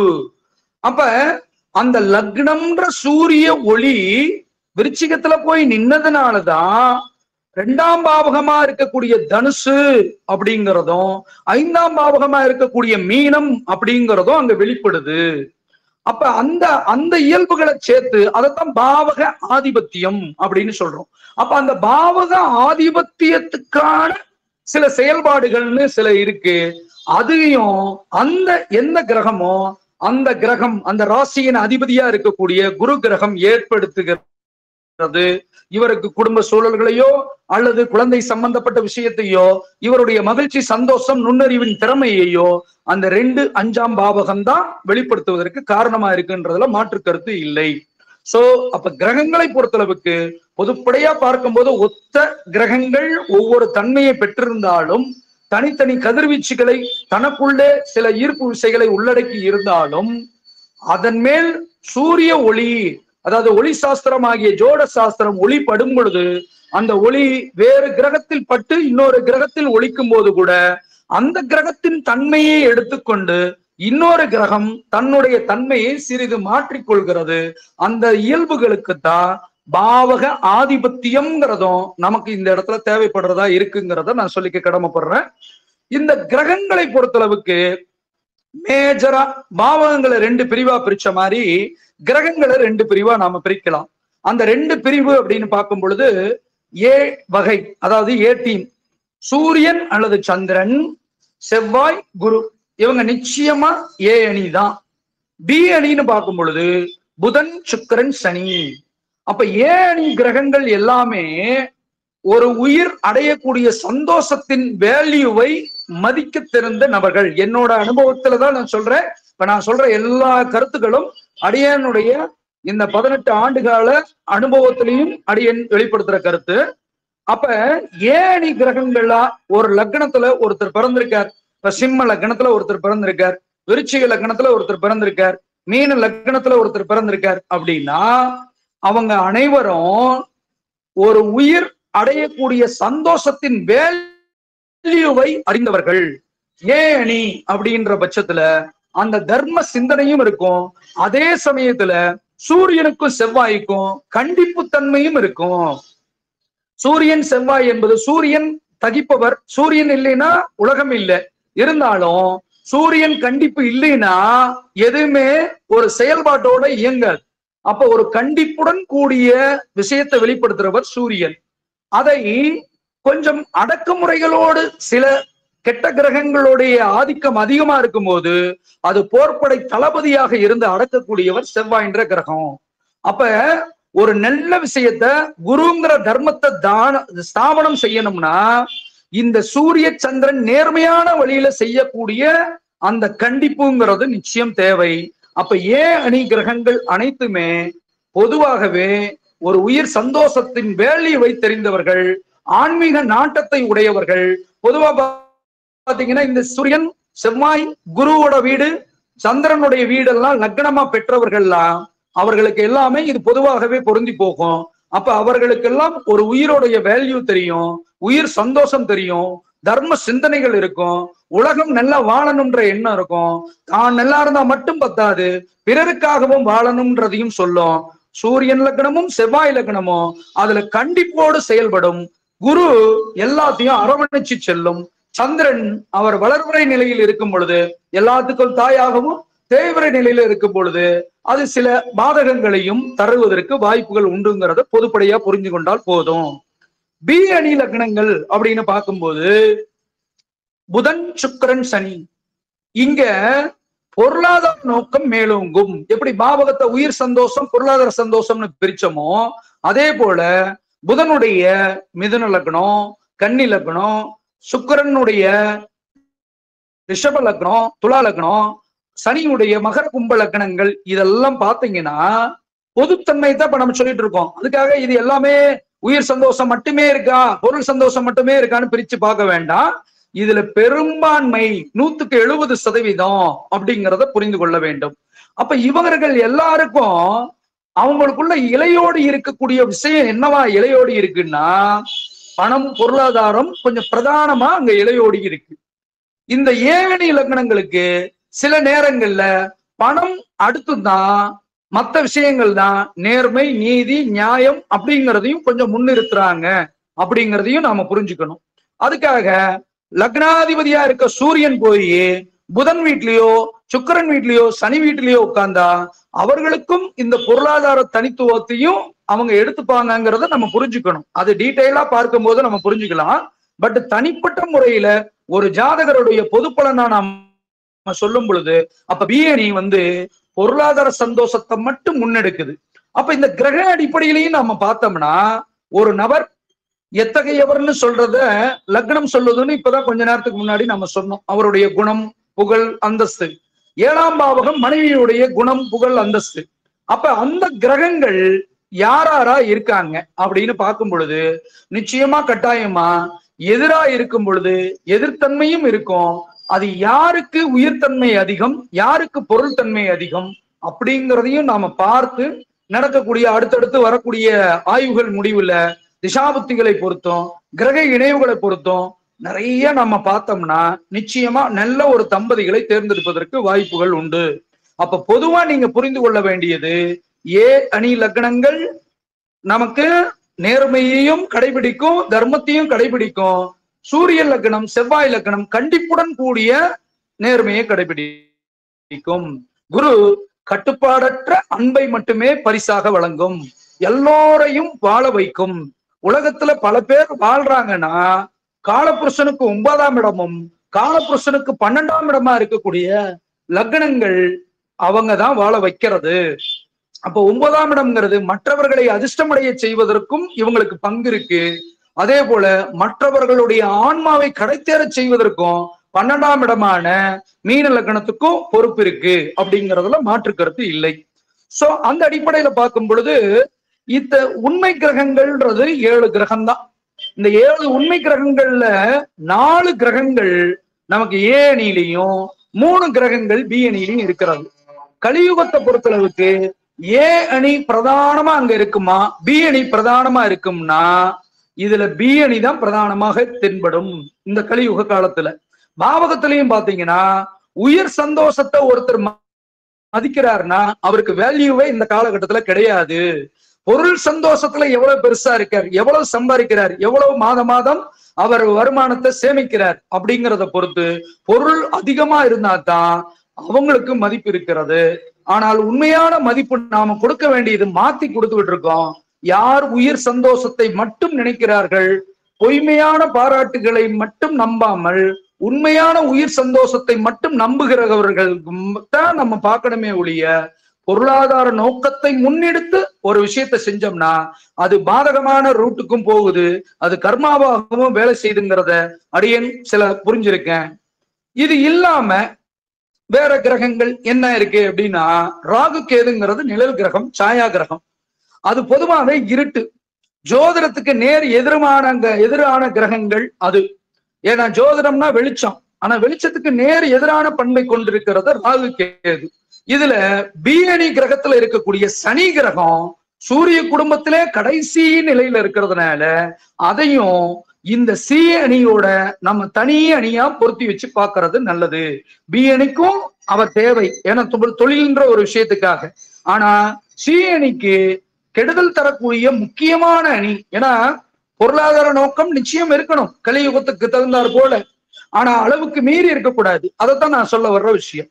அதுல சனி, ராகு, கேது இந்த கிரகங்கள் பாத்தீங்கன்னா கர்மா கிரகங்கள் என்று அழைக்கப்படுகிறது. ஒரு ஜாதகருடைய பிறவி கர்மாவை அனுபவிக்க செய்யறதுல இந்த கர்மா கிரகங்களுக்கு தான் முக்கிய பங்கு இருக்கு. இப்ப நாம சொல்லணும்னா கூட இயல்பா ஏ அணி லக்னத்துல ஒருத்தர் பிறந்திருக்காருன்னா அந்த ஏ அணி சார்ந்ததெல்லாம் லக்ன சுபர்கள்னு சொல்றோம். ஆனா உண்மையிலே அவர்கள் லக்ன சுபர்களா, உண்மையான வாழ்க்கை சூழலுக்கு லக்ன சுபர்களானா இல்ல அப்படின்னு தான் நான் அடியேன்னு சொல்லுவேன். சனி ராகு கேது தான் உண்மையிலே அவரவர் பிறந்த கர்மாவை அனுபவிக்க செய்யறதுல நேர்மைத்தன்மையோடு நடந்து கொள்ளக்கூடியவர்கள். இவர்கள் ஏணி கிரகங்கள் நிறைய கொடுத்தாலும் அதன் மூலமாகவும் சில கர்மாக்களை நம்ம மேலும் தேடுவதற்கான வாய்ப்பை தான் செய்யும். அப்ப சனி ராகு கேதுக்கள் கர்மா கிரகங்கள் என்று அழைப்பதில் எந்த ஒரு தவறும் இல்லை. ஆனால் அதை நம் பார்வையிலிருந்து பார்க்கும்போது அது கொடிய கிரகங்கள், தீய கிரகங்கள் அப்படின்னு நம்ம அடையாளப்படுத்துறோம். ஏன்னா நாம சந்தோஷமா இருக்கிறத தடை பண்றது, சனினா மந்த குணம், தடை பண்றது, தாமதப்படுத்துறது. அப்ப எந்த ஒரு செயல்பாடும் இன்னைக்கு சட்டுன்னு நடக்கணும். அப்படி சட்டுன்னு நடந்தா தான் அதுக்கு பேரு அறிவியல் வளர்ச்சின்னு சொல்லுது இன்னைக்கு உலகம். எதுவுமே டக்கு டக்குன்னு நடந்தா அது அறிவியல் வளர்ச்சி, அறிவியல் முன்னேற்றம் அப்படின்னு சொல்லுது. தாமதமா நடந்தா அதை ஒதுக்கி தள்ளுது. அதை அறிவியல் ஒத்துக்காது, அறிவியல் உலகம் ஒத்துக்காது. அதே போல ஒருத்தருடைய வாழ்க்கை சூழலும் அந்த மாதிரி தான். சனி தடை தாமதத்தை கொடுக்கறதுனால அந்த சனி பாதிக்கப்பட்டதுன்னா, ஒரு பாவகத்துல அமருதுன்னா அந்த பாவகம் அதோட தன்மையை இழக்கிறது. இருட்டு கிரகம் அந்த வீட்டுல அமரும் போது அந்த வீட்டின் தன்மையை பால்படுத்துகிறது. ராகு கேதுக்களும் இருட்டு கிரகங்கள், அது அமரும் போது அது பாதிப்படைய செய்கிறது. அப்ப நமக்கு 7ஆம் பாவகத்திற்குன்னு ஒரு அதிபதினு ஒருத்தர் வருவார். அவர் சனியோடையோ ராகுவோடையோ கேதுவோடையோ சேர்ந்திருந்தால் அந்த ஜாதகங்களை தீவிரமாக ஆராய்ச்சி செய்யணும். அது மட்டும் இல்லாம ஆணின் களத்திரக்காரகன்னு சொல்லக்கூடிய சுக்கிரன், பெண்ணின் களத்திரக்காரகன்னு சொல்லக்கூடிய செவ்வாய், இவங்களோடையும் சனி ராகு கேதுக்கள் இணைந்து இருந்தால், அதுவும் மிக நெருங்கிய பாகையில குறைஞ்சபட்சம் 10 பாகைக்குள்ள இருந்தா அதோடைய பாதிப்பை இந்த களத்திர வழியில அந்த ஜாதகர்கள் அனுபவிக்கிறாங்கிறத நாம பார்த்த வரைக்குமான உண்மையா இருக்கிறது. சோ அப்ப சுக்கிரனோடு சனி ராகு கேது சேர்க்கை, செவ்வாயோடு சனி ராகு கேது சேர்க்கை ஏற்படும் பொழுது அது ஆண் பெண் ஜாதகங்கள்ல பிரித்து பார்த்து அதோட தீய விளைவுகள் என்ன ஏற்பட போகிறதுங்கிறத நம்ம கொஞ்சம் கணிக்க தெரியணும். அப்ப அதற்கு இந்த கிரகங்களுடைய விஷயங்கள் பயன்படுகிறது. அப்ப கிரகங்கள் பொதுவான மணல் திட்டுக்கள் அப்படின்னாலும் கூட அந்த கிரக ஆதிபத்தியம், அதாவது பாவக ஆதிபத்தியம் அப்படின்னு பெறும் பொழுதும் அவங்களுடைய தனி இயல்பான பொதுவான தனித்தனி குண இயல்புகளையும் வச்சு பார்க்கும் பொழுது அந்த பாவக ரீதியிலையும் சரி கிரகங்கள் ரீதியிலையும் சரி ரெண்டையும் நாம ஒரு சேர ஆய்வு பண்ணால் மட்டுமே நம்ம முடிவுகள் தெளிவான முடிவுகளாக அறிந்து கொள்ள முடியும்ன்றதுல மாற்று கருத்து இல்லை.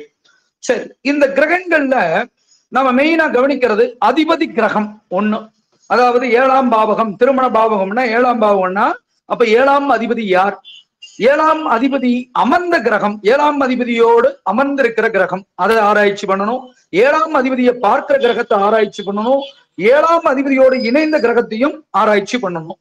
இதுல அதிபதி கிரகத்தை வைத்து அவருடைய எதிர்பாலினருடைய குணங்களையும் அவருடைய அந்தஸ்துகளையும் நாம சொல்லிட்டாலும் அவரோட சேர்ந்து இருக்கிற கிரகம், பார்க்கிற கிரகம், அதுதான் ரொம்ப ரொம்ப முக்கியம். இதுல அந்த அமர்ந்த கிரகத்தை பொறுத்தளவுக்கு ஒரு வேலையை செய்வதற்காகவே அந்த வீட்டில் அமர்ந்திருக்கிறது, அந்த பாவகத்தில் அமர்ந்திருக்கிறது, அந்த கிரகத்துடன் இணைந்திருக்கிறது அப்படிங்கிற ஒரு உண்மையை நம்ம புரிஞ்சுக்கணும். அப்ப அந்த பாவகத்தில் அந்த கிரகம் அமரும் பொழுது அந்த பாவகத்தில் அந்த கிரகத்தின் தாக்கத்தை ஏற்படுத்தியே தீர்வார் அப்படிங்கிறதுல மாற்று கருத்து இல்லை. அந்த மனநிலையில வைத்துட்டு பலன் எடுத்தா இன்னும் சிறப்பா இருக்கும். பார்க்கிற கிரகத்தை பொறுத்தளவுக்கு ஆலோசனை என்று எடுத்துக்கொண்டால் போதும். என்னுடைய அனுபவத்துல ஆலோசனை, அது நல்ல கிரகம் பார்க்கிறதுனா நல்ல ஆலோசனை கிடைக்கிறது என்றும், கெட்ட கிரகங்கள் பார்க்கிறது என்றால் கெட்ட ஆலோசனை கிடைக்கும் என்றும் எடுத்துக்கணும். நீங்க நல்ல ஆலோசனையை எடுத்துக்கிறீங்களா எடுத்துக்கலையா அப்படிங்கிறத பொறுத்தும் நம்ம பலன் எடுக்கணும். பட் ஆனா நல்ல கிரகங்கள் பார்ப்பது பலம், தீய கிரகங்கள் பார்ப்பது பலவீனம் அப்படிங்கிறத இந்த பார்க்கும் கிரகத்தை பொறுத்தும் நாம எடுத்துக்கணும். அப்ப 7ஆம் பாவகத்தில் நிற்கிற கிரகம் அந்த வேலையை செஞ்சே தீரும்.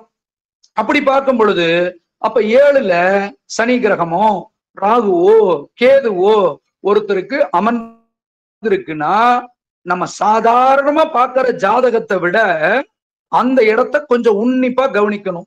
அப்ப சனி 7ல அமர்ந்திருக்கார், அப்ப திருமண வாழ்க்கையில ஏதோ ஒரு இருட்டை கொடுக்கிறார், திருமண வாழ்வில் ஒரு சூன்யத்தை கொடுக்கிறார். அப்ப அது என்ன மாதிரி பண்ணும், என்ன தாக்கத்தை ஏற்படுத்தும்? இல்லற நாட்டத்துல விருப்பம் இல்லாத ஜாதகர். அப்ப அப்ப இல்லற நாட்டத்துல விருப்பம் இல்லாம எதிர் துணை இருக்கும் பொழுது, இவர் நல்ல நாட்டமா இருக்கும் பொழுது அங்க பாதிப்பு நிச்சயம் சந்திப்பார். அப்படிங்கிறதையும் நாம் அதை உணர்ந்து கொள்வதற்கு ஒரு வாய்ப்பாக அதை எடுத்துக்கொள்ளணும். அப்ப சனி ராகு கேதுக்கள் 7ஆம் பாவகத்தில் அமரும் பொழுது ரொம்ப கவனமாக பார்க்க வேண்டும். பொதுவாகவே திருமண பாவகம்னு சொல்லும் பொழுது 1, 2, 5, 7, 8, 12 என நமது வித்யாலய அடிப்படை பாட புத்தகம், உயர்நிலை பாட புத்தகத்திலையும் சில இடங்கள்ல கொடுக்கப்பட்டிருக்கிறது. அப்ப இந்த பாவகங்கள்ல இந்த சனி ராகு கேதுவுடைய தொடர்பு இருந்தாலும் அந்தந்த பாவகத்தின் தன்மைக்கு தகுந்தாற் போல பாதிப்பை ஏற்படுத்தும். ஆனால் 7ஆம் பாவகத்தில் சனி ராகு கேது இருந்தவர்களுடைய ஜாதகம், திருமண சூழல்கள் அதெல்லாம் அவ்வளவு சிறப்பாக இருப்பது இல்லைங்கிறத நாம புரிந்து கொள்ள வேண்டும். சோ அப்ப பாவக ரீதியில நம்ம எப்படி பார்த்துக்கிறது, கிரக ரீதியில, அதாவது பாவகத்துல 7ஆம் பாவக அதிபதி எந்தெந்த பாவகத்தோடு இருந்தா என்னென்ன மாதிரி விஷயங்கள், அதே போல கிரகத்துல என்னென்ன மாதிரி அமைப்புகள் இருந்தா பெட்டரான விஷயங்கள்லாம் இப்ப நம்ம பார்த்தோம். இதுல 7ஆம் அதிபதி மற்ற 12 பாவகங்களில் நிக்கிறதுனால பொதுவான பொருட்பலன் எப்படி இருக்கும் அப்படின்னு பாத்தீங்கன்னா, 7ஆம் அதிபதி லக்னத்தில் அமர்கிறது. அப்ப மனைவி தேடி வந்து ஜாதகரின் கௌரவத்தை உயர்த்துவார். ஏன்னா லக்ன பாவகம் என்பது ஜாதகரின் பெயர், புகழ், கௌரவம், அந்தஸ்து. மனைவி 7ஆம் அதிபதியா இருக்கக்கூடிய கிரகம். ஆணா இருந்தா மனைவி, பெண்ணா இருந்தா கணவன். அப்ப 7ஆம் அதிபதி லக்னத்தில் இருக்கும் பொழுது எதிர்பாலினர் இவருடைய கௌரவத்தையும் சேர்த்து பார்த்துட்டு அந்த வீட்டிலிருந்து தன்னோட வீட்டை 7ஆம் பார்வையாவும் பார்ப்பார். அப்ப சிறப்பு பார்வை கிரகங்களுக்கு அதுக்கு சில சிறப்புகள் இருக்கு. 7ஆம் பார்வை மட்டும் பார்க்கிற கிரகங்கள் எதிர்பாலினருடைய சந்தோஷம், கௌரவத்தை பார்ப்பதோடு மட்டும் இல்லாம தன்னுடைய சந்தோஷம், கௌரவத்தையும் பார்ப்பதில் வலுவானவர்கள் அப்படின்னு புரிந்து கொள்ளலாம் 7ஆம் அதிபதி லக்னத்தில் அமரும் பொழுது. இதுல அந்த 7ஆம் அதிபதி கிரகம் யாருங்கிறத பொறுத்தும் பலன் இருக்கு, அது தனிப்பட்ட பொது பலன். ஆனா பாவக பொது பலன் வரும் பொழுது அவங்களே நேரடியா இங்க வந்து இவரோட கௌரவத்தை உயர்த்துறது இன்னும் சிறப்பை தரும் அப்படிங்கிறதுல மாற்று கருத்து இல்லை. சரி, 7ஆம் பாவக அதிபதி 2ல் இருந்தால் அப்ப ஜாதகருடைய குடும்ப உறுப்பினர்களை பெரிதும் மதிக்கக்கூடிய களத்திரம் அவருக்கு அமையும். அப்ப ஜாதகருடைய வருமானத்தில் நோக்கமாக கொண்ட களத்திரம் அமையும். ஜாதகரின் பேச்சாகவே மனைவி திகழ்வார்கள். அப்ப ஒரு கணவர் ஒரு பேச்சு பேசுறாருன்னா 7ஆம் அதிபதி 2ல் இருக்கும் பொழுது ஜாதகருடைய பேச்சாகவே மனைவி ஒழிப்பதற்கான வாய்ப்புகள் அங்க இருக்குன்னு புரிந்து கொள்ளணும். சரி, 7ஆம் அதிபதி இது மாதிரி நிறைய பலன் சொன்னாலும் ஒரு ஓவராலா இந்த 1 மணி நேரத்துக்குள்ள சொல்றதை சொல்லிட்டு வந்துடுறேன். 7ஆம் அதிபதி 3ல் இருந்தால் ஜாதகருக்கு தைரியம் ஏற்படும். அதாவது இந்த மனைவி அமைஞ்சது மூலம் எனக்கு ஒரு கான்பிடன்ஸ் இருக்கு, எனக்கு ஒரு தன்னம்பிக்கை இருக்கு, இவங்க கூட இருக்கிறது எனக்கு ஒரு பலமா இருக்கு, ஒரு யானை பலம் இருக்கு அப்படின்னு சொல்றாங்க பாத்தீங்களா. அப்ப 7ஆம் அதிபதி 3ல் அமரும் பொழுது தன்னம்பிக்கை பலம் பலப்படும்.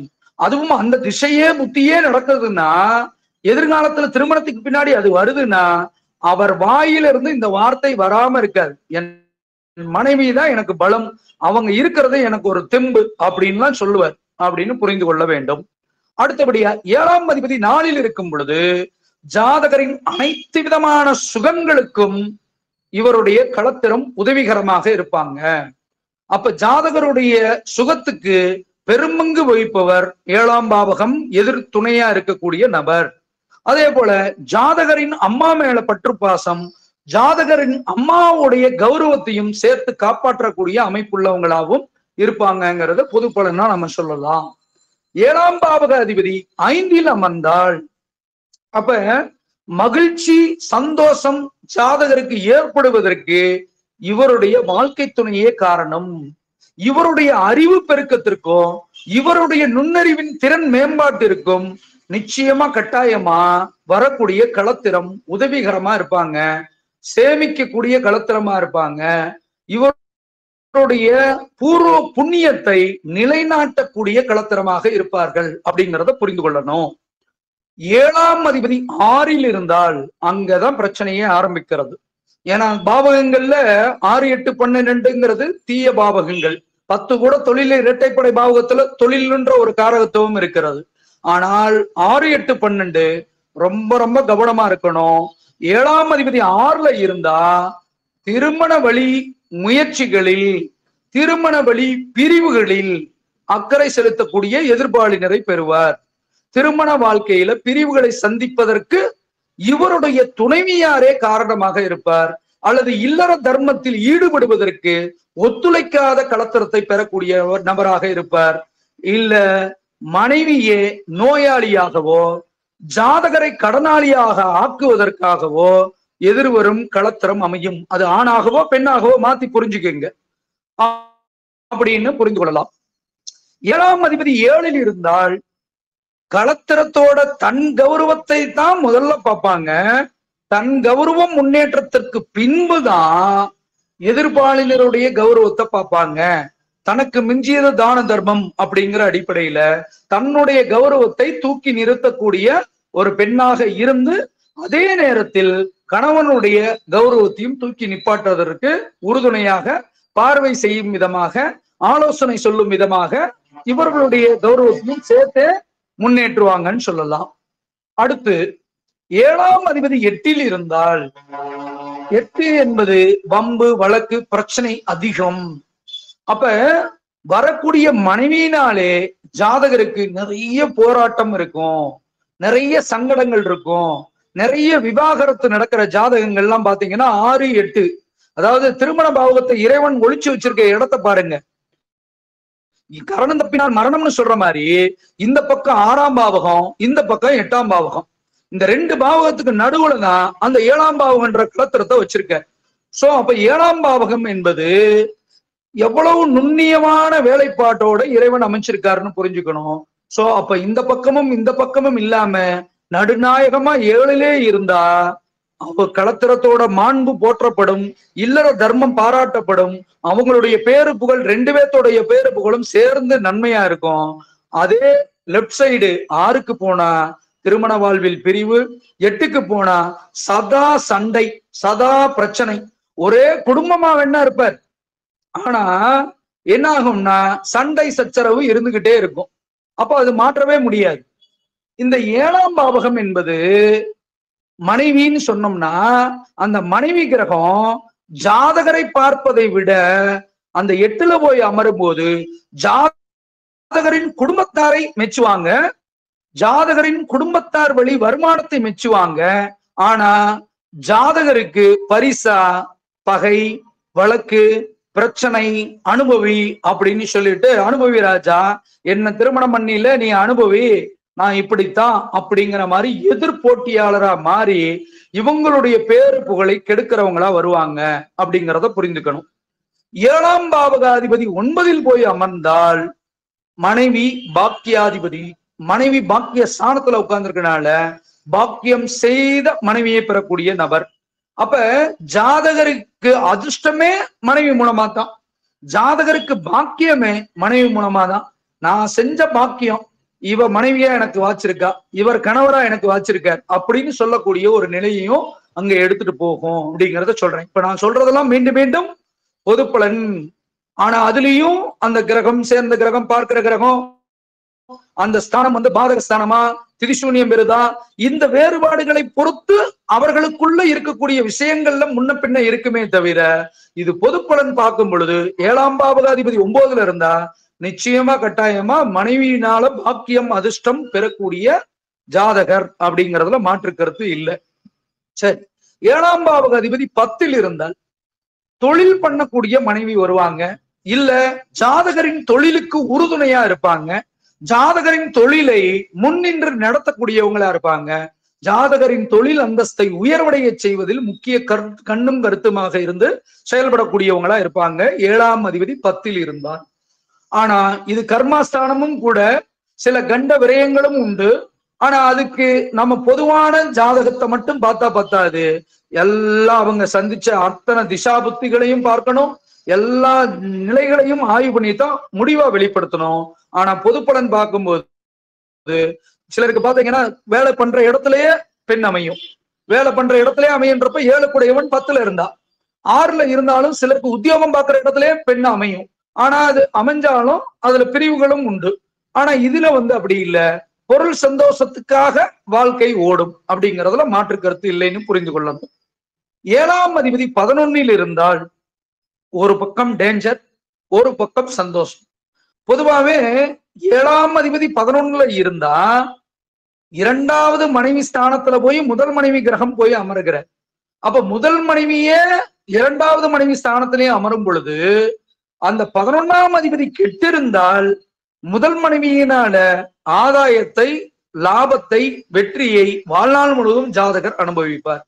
ஆனா அந்த 11ஆம் அதிபதி 7ஆம் அதிபதியோட தன்மையில வலுவா இருந்தாங்கன்னா அப்ப இந்த மனைவியே உங்களுக்கு லாக்கி இல்ல, உங்களுடைய வெற்றிக்கு நான் உறுதுணையா இல்ல, உங்களுக்கு இணையான கலத்திரமா இல்ல, உங்களுடைய அறிவு திறமைக்கானவளா இல்ல, அதனால என்னையே நான் தனிமைப்படுத்திக்கிறேன், நீ இன்னொரு திருமணத்தை தேர்ந்தெடுத்துக்கன்னு சொல்ற அளவுக்கு கூட மனைவியே 2வது திருமணத்தை ஜாதகருக்கு ஏற்படுத்தக்கூடிய அமைப்பும் இருக்கிறது. அப்ப இவரை பொறுத்தளவுக்கு 7 கூடையவன் 11ல இருக்கும்போது கொஞ்சம் ஜாக்கிரதையா இருக்கணும். இருந்தாலும் அது மற்ற கிரக சூழல்களையும் ஒப்பிட்டு பார்த்துதான் ஒரு தெளிவான முடிவுக்கு வந்துடணும். உடனே 7ஆம் அதிபதி 11ல இருந்தா 2வது மனைவிதான் அப்படின்ற முடிவுக்கும் வந்துடக்கூடாது. ஆனால் அது தீர்க்கமான ஆய்வு செய்துதான் அதை வெளிப்படுத்தணும். பொதுவா பார்க்கும்போது மனைவியினால ஆதாயம் உண்டு, மனைவியினால ஜாதகருக்கு வெற்றி உண்டு அப்படிங்கிறதுல மாற்று கருத்து இல்லை. சரி, அடுத்து 7ஆம் அதிபதி 12ல் இருந்தால் அப்ப 12ஆம் பாவகம் என்பது லக்ன பாவகத்திற்கு விரைய பாவகம். லக்னம் என்பது ஜாதகருடைய தன்மையை சொல்லும். 12ஆம் இடம் என்பது ஜாதகரை அடையக்கூடிய நஷ்டம், சேதாரம், ஜாதகருடைய புகழை இழக்கக்கூடியதை சொல்லும். அப்ப இவருக்கு வரக்கூடிய 7ஆம் பாவகம் ஜாதகருடைய புகழை கெடுப்பதற்காகவே 12ல் அமர்ந்திருக்கும். அப்ப மனைவிதான் இவர் புகழை கெடுக்கிறதுக்கு வேற யாரும் தேவையில்லை.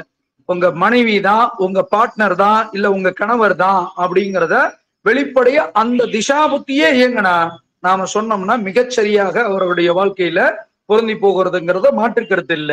அப்ப லக்னம் பாவகம் புகழ் அந்தஸ்தை கொடுக்கும்னா அதை விரயம் செய்யக்கூடிய இடத்தில் மனைவியை குறிக்கிற அதிபதி அங்க உட்கார்ந்தா அந்த பாதிப்புகளை தருகிறார் என்பதில் மாற்று கருத்து இல்லை. சோ இது பொதுவான 7ஆம் அதிபதி 12 பாவங்களையும் போய் உட்கார்ந்ததால ஏற்படக்கூடிய பலாபலன்கள். சரி, 7ஆம் பாவகத்தில் தனிப்பட்ட முறையில கிரகங்கள் ஒண்ணுன்னா உட்கார்ந்தா எப்படி அப்படின்னு பார்த்தா 7ல் சூரியன் அமர நிர்வாகத்திறன் உள்ள மனைவி அமைவார், கோபம் உள்ள மனைவி அமைவாங்க, எதையுமே தன் கட்டுப்பாட்டில் வைக்கக்கூடிய மனைவி அமைவாங்க, எதுலையும் தான் தான் நம்பர் 1ன்னு நினைக்கக்கூடிய மனைவி அமைவாங்க அப்படின்னு புரிந்து கொள்ளலாம். ஆனால் இல்லற வாழ்க்கை அங்கு சூன்யப்படும். ஏன்னா அதீத வெப்ப கிரகம் இல்லற வாழ்க்கைன்னு சொல்லக்கூடிய இடத்துல போய் உட்காரும் போது இல்லற வாழ்க்கையை சூன்யமாக்கி தான் தான் பெருசு அப்படிங்கிற ஒரு மனநிலைக்கு கொண்டு வந்து விடும். அதே போல சந்திரன் போய் அமர்ந்தால் அமைதி, சந்தோஷம், உடல் சுகம் இதெல்லாம் இன்னும் சிறப்படையும். அப்ப எதிர்பாலினர் ஒத்து போகக்கூடிய களத்திரத்தோட இருப்பார். அதுவும் வளர்பிறை சந்திரனா இருந்தா இன்னும் ரொம்ப சிறப்பு. தேய்பிறை சந்திரனா இருக்கா அதுல கொஞ்சம் சின்ன சின்ன ஸ்லைட் சேஞ்சஸ் இருக்குமே தவிர சந்திரன் அமரும் பொழுது அந்த சந்திரனுடைய இயல்புக்கான விஷயம். அப்ப களத்திரத்தின் அமைதி, களத்திரத்தின் அமைதியான வழியில இல்லற வாழ்க்கையை, இல்லற தர்மத்தை போற்றுவது அப்படிங்கிறது அங்க சிறப்பா இருக்குங்கிறதுல மாற்று கருத்து இல்லை. குணவதியாவும் இருப்பாங்க. ஏன்னா தாயுள்ளம் படைத்த மனைவி அப்படின்ற அளவுக்கு நம்ம சொல்லலாம். அதே போல செவ்வாய் அமர்ந்தால் 7ல் செவ்வாய் அமரும் பொழுது செவ்வாய் தோஷம்னு ஒரு தோஷம்ன்ற சப்ஜெக்ட்லயும் நம்ம சொல்லுவோம். இந்த செவ்வாயை ஏன் இவ்வளவு சொல்றோம் அப்படின்னா செவ்வாய் தான் கலகக்காரகன், சண்டைக்காரகன், பிடிவாதக்காரகன், சந்தேகக்காரகன். அப்ப 7ஆம் இடத்துல செவ்வாய் உட்காரும் போது இல்லற வாழ்வில் சந்தேகமோ இல்லற வாழ்க்கையினால சண்டையோ சச்சரவோ எதிர்பாலினர் விஷயத்துல பாதிப்பை ஏற்படுத்துற அளவுக்கு அந்த 7ல செவ்வாய் இருப்பதாலதான் கடுமையான தோஷத்தை செய்யும் அப்படின்னு நம்ம சொல்றோம். சூரியன் உட்கார்ந்தா கூட என்ன பண்றாரு, நிர்வாகம் பண்றது நான் ஆச்சு அப்படின்னு சொல்றதோட நின்னுக்கும். பட் சூரியன்ட்டையும் ஒரு அறம் இருக்கிறது. ஏன்னா சூரியன் உலகம் இல்லை, அதற்காக அவர் அந்த சூன்யமும் பண்றாரு அந்த இடத்தை, ஏன்னா தன்னுடைய வெப்ப கதிர்வீச்சினால. ஆனா செவ்வாய் அப்படி இல்லை. பிடிவாதம், முன்கோபம், முரட்டுத்தனம், எதிர்த்து வாதம் செய்தல் எல்லாமே செவ்வாயுடைய காரகத்துவம். அப்ப அது அங்க உட்காரும் போது இந்த தன்மையை ஒத்த மனைவி தான் இருப்பாங்க அப்படிங்கிறத புரிஞ்சுக்கணும். ஏன்னா அமர்ந்த கிரகங்களுக்கு மிக மிக மிக முக்கியத்துவம் தர வேண்டும். அமர்ந்த கிரகங்கள் தன் வேலையை செய்வதற்காகவே அங்க அமர்ந்திருக்கிறது. அது எல்லா காலகட்டத்திலையும் அந்த தொடர்பு இருக்கும்.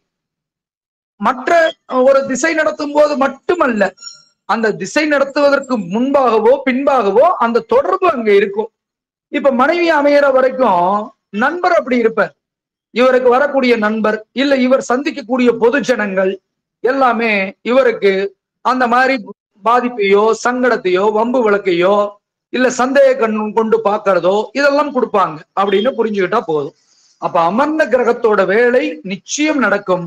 அந்த திசா புத்தி வந்தா கடுமையா 100% நடக்கும். மற்ற நேரத்துல ஒரு 50% ஆகுது அதனுடைய தாக்கம் தாத்பரியம் ஜாதகருக்கு இருக்கும். அதனாலதான் அமர்ந்த கிரகத்தை ரொம்ப கவனிக்கணும். அடுத்தபடியா புதன் போய் அமர்ந்தார்னா படித்த மனைவி, அறிவான மனைவி, புத்திசாலித்தனத்தை மட்டும் வெளிப்படுத்தக்கூடிய மனைவி. அவங்க இல்லற வாழ்க்கையும் அப்படித்தான் இருக்கும். புத்திசாலித்தனத்தோட இல்லற வாழ்க்கையை அணுகுவாங்க, இல்லற தர்மத்தை அணுகுவாங்க. புரியுதுங்களா? அப்ப அவங்களுடைய கௌரவத்தையும் சேர்த்து அந்த புத்திசாலித்தனத்தையும் சேர்த்து தன்னுடைய கௌரவத்தை தன்னுடைய புத்திசாலித்தனத்தை வெளியிலும் கொண்டாடுவாங்க. அதே சமயத்துல இல்லற தர்மத்தை போற்றி பாதுகாக்கக்கூடிய பெண்ணாகவும் இருப்பாங்க அப்படிங்கிறத நாம புரிஞ்சுக்கணும். அடுத்து குரு அமர்ந்தால், குரு அப்படின்னு வரும் பொழுது நல்ல வாழ்க்கை துணை கள்ளம் கபடம் அற்றவர், அவர் மேல குறை சொல்ல முடியாது, களங்கம் இல்லாத பெண்ணாக இருந்தாலும் இல்லற தர்மத்தை, இல்லற வாழ்க்கை, அதீத இல்லற காம ஈடுபாடு என்பது அங்கு குறைபடும். அப்ப அவங்கள பொறுத்தளவுக்கு ஆன்மீக நாட்டம், ஆன்மீக முன்னேற்றம் இதுதான் அவங்களுக்கு சந்தோஷமா நினைப்பாங்க. அப்ப இல்லற தர்மம்ங்கிறது ஒரு குறிப்பிட்ட வயதுகளுக்கு மேல் அது வேண்டாம். குறிப்பிட்ட வயதுக்கு மேல சமுதாய நலன், சமுதாய பொதுஜன ஆதரவு, நாம வாழ்ந்த காலத்துக்கு பின்னாடி என்ன இருக்குங்கிறத விட்டுட்டு போகக்கூடிய ஒரு அமைப்பு, அதை மட்டுமே அவங்க அந்த இடத்துல தேர்ந்தெடுத்து செயல்படக்கூடியவங்க. எல்லோருக்கும் நல்லவராக இருந்து அவங்களும் நல்லவங்களா இருப்பாங்க. ஆனா இல்லற தர்மம் ஒரு 30% அங்க கண்டிப்பா பாதிக்கப்படும்ங்கிறதுல மாற்று கருத்து இல்லை. இதுவும் ஒரு உயர்வான விஷயம்தான். ஏன்னா இல்லற தர்மம் தேவைக்கு இல்லறம், குழந்தைகள், குழந்தை பிறப்புக்கு பின்பு தன்னுடைய குழந்தைக்கான கடமைகள் அப்படிங்கிற விஷயத்துல சமுதாய கடமைகளை மட்டும் ஆற்றிக்கொண்டு அவங்க சிறந்த வாழ்க்கையை தேர்ந்தெடுக்கக்கூடிய அமைப்பு. ஆன்மீக நாட்டமுள்ள பெண், குணவதியான பெண் அப்படின்னு சொல்லலாம். அதற்கு அடுத்தபடியா சனி கிரகம், சுக்கிரன் கிரகம் போய் அமர்ந்திருக்கிறார். சுக்கிரன் அமர்ந்தா அழகான மனைவி, அழகான துணைவியார் அல்லது அழகான கணவர். ஆனா அழகு இருக்கும் இடம் ஆபத்தையும் சேர்த்து செய்யும். அப்ப சுக்கிரன் அதீத காமத்துக்கு போகும், அதீத சுகத்தை அனுபவிக்கிறதுல குறியா இருக்கும். ஆனா குருவுக்கும் சுக்கிரனுக்கும் இதுதான் வேறுபாடு. இவர் தேவகுரு குரு, இவர் சுக்கிரன் அசுரகுரு. அப்ப அசுரகுரு அந்த இடத்தில் அமர்ந்த இல்லற நாட்டத்தை அதீதப்படுத்துவர். ஆனா தேவகுரு இல்லற தர்மத்தை போற்றி பார்ப்பதோடு மற்ற விஷயங்களை, சமுதாய புகழ் அந்தஸ்தை முன்னிலைப்படுத்துவார். அப்ப இந்த சுக்கிரன் அளவிற்கு அதிகமா இருந்தாலும் நஞ்சுங்கிற மாதிரியும் இருக்கும். அளவுக்கு அதிகமா இப்ப எதிர்பாலினர் ரொம்ப அழகா இருக்காங்கன்னா அந்த அழகா இருக்கிற மனைவியோ துணைவியாரோ வர்ற வரைக்கும் தான் மனசு சந்தோஷம். ஆனா அதற்கு பின்பு அழகான துணைவியாரை பெற்ற நபர்கள் எப்பொழுது பார்த்தாலும் ஒரு விதமான சந்தேக கண் பார்ப்பதற்கும், மற்றவர்கள் எதிர்பாலினர் அவங்களை சந்தேக கண்ணோடு பார்க்கறதுக்கும், அந்த அழகே ஆபத்தாக மாறி போவதற்கும் வாய்ப்பு வாய்ப்புகளும் இருக்கிறது. அதனால அந்த சுக்கிரனும் அது 7ஆம் பாவகம்னு வரும் பொழுது தனித்த சுக்கிரனா இருக்கும்போது காரகோ பாவக நாஸ்தினும் இதன் அடிப்படையில நாம சொல்றோம். சோ அப்ப அந்த சுக்கிரன் இருக்கும் பொழுது ரொம்ப கவனமா நாம தேர்ந்தெடுக்கணும். அடுத்தபடியா சனி கிரகம், சனி ராகுக்கு இது ஏற்கனவே நம்ம சொல்லிட்டோம். அப்ப சனி அமரும் போது இல்லற தர்மத்தில் தொய்வு, இல்லற தர்மம் கெட்டு போகிறது. அப்ப இல்லற வாழ்க்கைன்ற விஷயம் மேம்படுவதோடு மட்டும் இல்லாம பொது சமுதாய மாண்பும் கெட்டு போகும். அப்ப குரு பொது சமுதாய மாண்பையும் சேர்த்து வளர்த்தெடுக்கிறார் இல்லற தர்மத்தோடு. சுக்கிரன் இல்லற தர்மத்தையே பிரதானமாக கொண்டு வர்றார். ஆனா சனி பாத்தீங்கன்னா ரெண்டையுமே பாதிக்கக்கூடிய அமைப்பு. அப்ப எதுவுமே தடை தாமதம். அப்ப வரக்கூடிய துணைவியாருக்கு அல்லது கணவருக்கு இல்லறத்தில் நாட்டமே இருக்காது. அப்ப திருமணமாகி பல டைவர்ஸ்கள் வருவதற்கு, பெண்களை எனக்கு தைரியமா சொல்றதுக்கு அவங்களுடைய ஜாதகத்துல பாத்தீங்கன்னா 7ஆம் இடத்தில் சனி அமரப்பட்டிருக்கும் பொழுது அவருக்கு வரக்கூடிய களத்திரம் அப்படித்தான் இருக்கிறதுக்கான வாய்ப்புகள் பயங்கரமா இருக்கு. அப்ப இல்லற தர்மம் போற்றி பேணலைனாலும் அடுத்து வாழ்வின் சிறப்பு கெட்டு போவதுனால அங்க திருமண வாழ்க்கை பல இன்னல்களுக்கு ஆளாகிறது. எதுவுமே தாமதமா தர்றதுனால மந்தம் தடை தாமதம் பாதிப்பை அதிகமாக்கும் அப்படிங்கிறத நம்ம புரிஞ்சுக்கணும். அந்த வீட்டை இருட்டாக்குது. அடுத்தபடியா ராகுவோ கேதுவோ அமரும் பொழுது அது சொல்லவே வேண்டாம், அது இருட்டு தான், ஒரு நிழல் கிரகம் தான். அப்ப கும் இருட்டு சூழ்ந்து இருக்கிறது.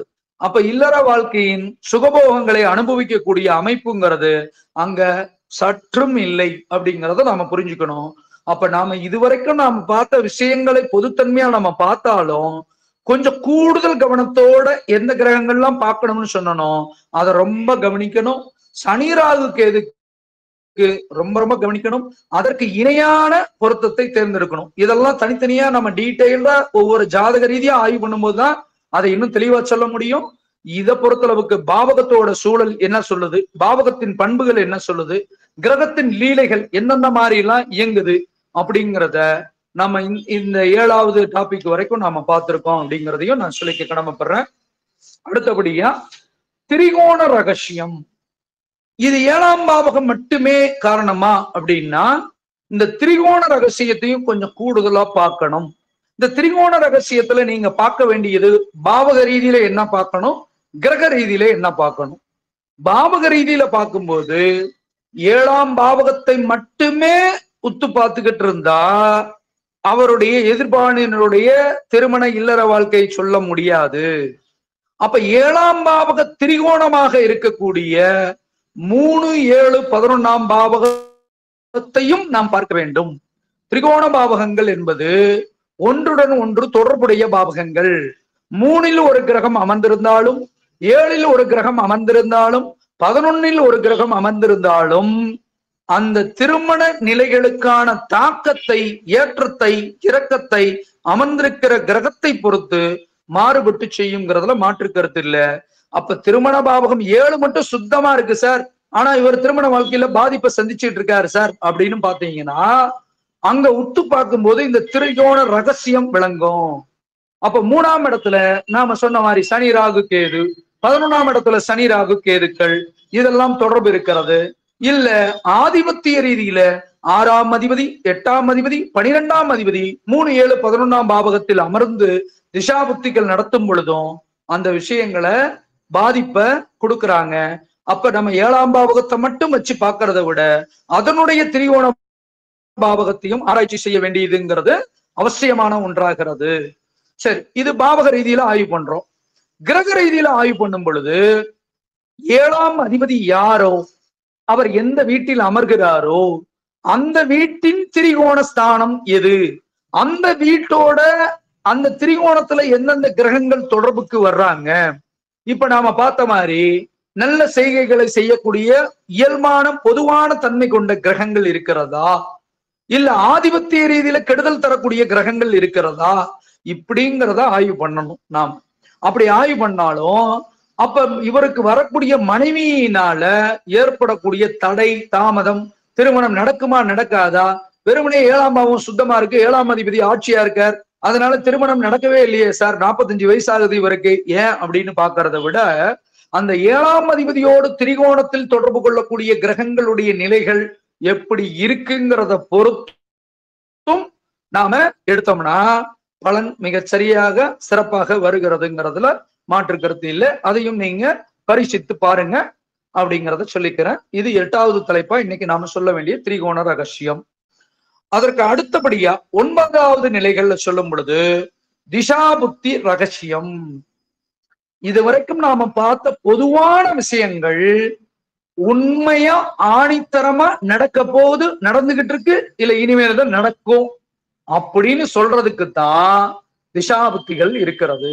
இப்ப நாம சொன்ன தொடர்புகள் இருந்து அதுக்குரிய திசாபுத்தி இப்ப நடந்தாலோ எதிர்காலத்தில் நடக்க இருந்தாலோ அது ஏற்படுத்தக்கூடிய தாக்கம் எவ்வளவு காலத்திற்கு எவ்வளவு நாளுக்கு இருக்குங்கிறத ரொம்ப கவனிக்கணும். அப்ப இதை பொறுத்தளவுக்கு நாம மெயினா கவனிக்க வேண்டியது 2 பேரும் ஆணோ பெண்ணோ 2 பேரும் அவங்க இதுவரைக்கும் கடந்து வந்த திசைகள் என்னெல்லாம் கடந்து வந்திருக்காங்க. இதுக்கு முன்னாடி பாவக கிரக அடிப்படையில் பார்க்கும்போது பாவக ரீதியான கொடுப்பினை என்ன, அவங்களுக்கு அந்த கிரகம் போய் அமர்ந்திருக்கிறதுனால குறிப்பிட்ட காலகட்டத்துல என்ன மாதிரி விளைவுகளை தாக்கத்தை ஏற்படுத்த திசா வடிவுல வந்து ஏற்படுத்த காத்திருக்காங்க அப்படிங்கிறதையும் நாம கவனிக்கணும். அப்ப இந்த 2 பேரும் கடந்து வந்த திசைகள் எப்படி, 2 பேரும் கடக்க போகும் திசைகள் எப்படி, குறைஞ்சபட்சம் அட்லீஸ்ட் 2 பேர்த்துக்கும் நல்ல திசாபுத்திகளே வரும்னு நம்ம சொல்லவே முடியாது. அப்படித்தான் தேர்ந்தெடுக்கிறோம்னா யாருக்குமே திருமணம் நடக்காது. அப்ப அட்லீஸ்ட் 2 பேர்த்துக்கும் ரொம்ப சிறப்பான திசை நடக்குது, எதிர்காலத்துல 10-15 வருஷத்துக்கு மேல நடக்குதுன்னா டபுள் ஓகே. ஆனா 2 பேர்த்துக்கு கெடுதல் தரக்கூடிய திசாக்களை இணைத்து விடக்கூடாது. அதுதான் ரொம்ப பாதிப்பை தரும். அட்லீஸ்ட் யாராவது ஒருத்தருக்காவது நல்லது கெட்டது மாறி மாறி இருக்கா, இவருக்கு நல்ல திசாபுத்திகள் கை கொடுக்கும் பொழுது இவருக்கு நல்ல திசாபுத்திகள் இல்லாட்டாலும் அதை பேலன்ஸ் பண்ற விதத்துல இருக்கா. அப்ப இவருக்கு நல்ல திசாபுத்தி வரும் காலத்தில் திருமண பாவகங்கள்னு சொல்லக்கூடிய விஷயங்கள் பாதிப்பு இல்லாமல் இருக்கிறதா, அந்த திருமண பாவங்களை நல்ல விதமாக பாவக ரீதியில கிரக ரீதியில ஆதிபத்திய ரீதியில இயக்கக்கூடிய அமைப்புகள் இருக்கா அப்படிங்கிறத இவருக்கும் மனைவிக்கும் பார்க்கணும். அட்லீஸ்ட் 2 பேத்துக்கும் சிறப்பா இருக்கிற மாதிரி எந்த ஒரு வாழ்க்கை துணையும் அமைக்கிறது கஷ்டம். 1000 பேத்துல ஒரு 10 பேத்துக்கு இருக்கலாம் அபூர்வமா சொன்னா. ஆனா எல்லாத்துக்கும் அப்படி இருக்கிறதுக்கு வாய்ப்பு இல்லை.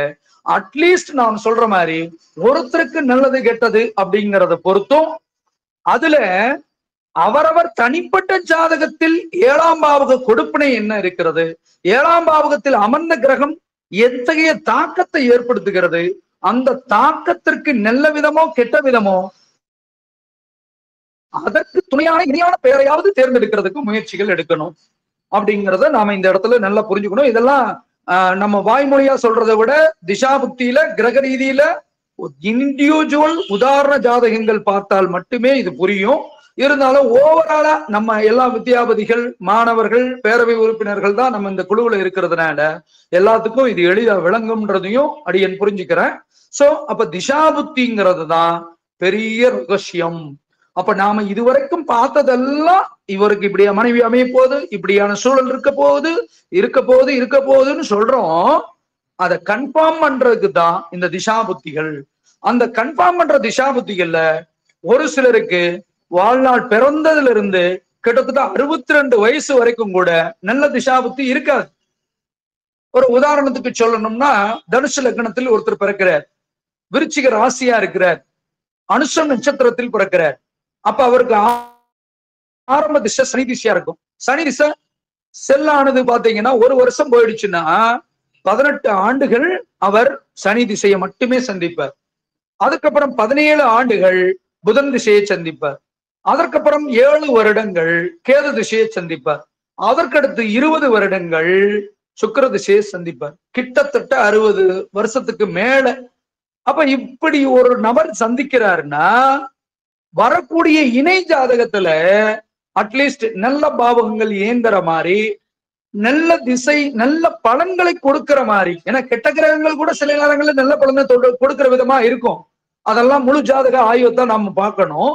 அப்ப இவரோட ஜாதகம் கெட்டிருக்குன்னு நமக்கு தெரிஞ்சிருச்சுன்னா 62 வயது வரைக்கும் நல்ல திசாபுத்திகளே இல்லைன்ற பட்சத்துல வரக்கூடிய பெண் ஜாதகத்திலேயாவது ஒரு 15 ஆண்டுகள் 20 ஆண்டுகள் நல்ல திசாபுத்திகள் இருந்தால் ரொம்ப சிறப்பு அப்படிங்கிறத புரிஞ்சுக்கணும். அப்ப திசாபுத்தியா அந்த இடத்துல நம்ம மேட்ச் பண்ணணும் அப்படிங்கிறத புரிஞ்சுக்கணும். அடுத்தபடியா 10வது தலைப்பு, இந்த கூட்டத்தோட இறுதி தலைப்பு, கோச்சார வைரம். திசை தருவதை புத்தி தடுத்தால் அந்த பலன் நடைபெறாது. திசை தருவதை புத்தி வழி கொடுத்தால் அந்த பலனாக வருவதற்கு சாத்தியக்கூறாக இருக்கும். ஆனால் நடந்து விடுமா அப்படின்னா, கோச்சாரம் என்ற ஒரு விஷயம் இயங்கினால் மட்டும்தான் அங்க நடைபெறும். ஒரு உதாரணத்துக்கு சொல்லணும்னா, ஜெனரலா பொதுவான கோச்சாரம், கிரகங்களோட உச்சம், கிரகங்களுடைய ஆட்சி நீச்சம், இதெல்லாம் நாம படிச்சிருக்கோம். இன்னைக்கு பாத்தீங்கன்னா நாம சொன்ன மாதிரி பேசிட்டு இருக்கிற இந்த நேரத்துல காலபுருஷனுக்கு 7ஆம் அதிபதி நீச்சமாகித்தான் சுக்கிரன் அமர்ந்திருக்கிறார். ஆனா சுபகாரிய கிரகம் குரு உச்சமாகி இருக்கிறார். அப்ப சுபகாரிய கிரகம் உச்சம் பெறும்போது அதனுடைய காரகத்துவங்கள் மேம்பாடு அடைகிறது அப்படின்னா மாற்று கருத்து இல்லை. ஒரு உதாரணத்துக்கு சொல்லணும்னா, தங்க நகைகளை குறிக்கக்கூடிய கிரகம் குரு. அப்ப பொது பலன் அப்படிங்கிறப்ப தங்க நகைங்கிறது நமக்கு ஒரு குடும்பத்துக்குன்னு மட்டும் உரிமை கொண்டாடுற விஷயம் அல்ல, உலகத்துக்கே உரிமை கொண்டாடுற விஷயம். அப்படி பொது பலன் பார்க்கும்போது கிரக காரகத்துவங்களுக்கு மிக மிக முக்கியத்துவம் தர வேண்டும். அப்ப குரு உச்சம் பெறும் பொழுது தங்க நகையின் விலை அதிகமாக போகும், வரலாறு காணாத விலையை அடையும். அதுல மாற்று கருத்து இல்லை. நீங்க அண்மை காலத்துல அப்படியே பார்த்துக்கிட்டு இருந்தா, அதிசார குரு வரும் பொழுது, மிதுனராசியிலிருந்து குரு அதிசாரமா இங்க வரும் பொழுது தங்க நகைகளுடைய ஏற்றம் ஒரு பவுனுக்கு எவ்வளவு ஏறி இருக்குங்கிறது உங்களுக்கு தெரியும். ஆனாலும் அந்த வீடு சந்திரனோட வீடு, பிளக்சுவேஷன், ஏற்ற இறக்கத்தை கொடுக்கும், வளர்வரை தேய்வரை சந்திரனுடைய இயல்புன்றதுனால ஏறதும் இறங்கவும் செய்யும். அப்ப அந்த மாற்றத்தை கொடுக்கிறது என்னன்னா அந்த குருங்கிற கோச்சார கிரகம். அப்ப அந்த கோச்சார கிரகம் வரும் பொழுது அந்த திசை ஜாதகருக்கு நடக்கிறது, அந்த புத்தி அந்த ஜாதகருக்கு ஜாதகிக்கு நடக்கும் பொழுது அதனுடைய ஏற்றம் இறக்கம் எப்படி இருக்குங்கிறதையும் நம்ம கோச்சாரத்தையும் நன்கு கவனிக்கணும்.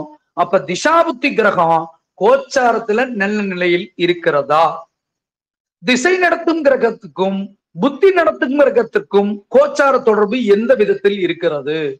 சிலருக்கு திசாநாதன் நல்லா வலுவா இருப்பார், குடும்பத்தை கொடுப்பார்.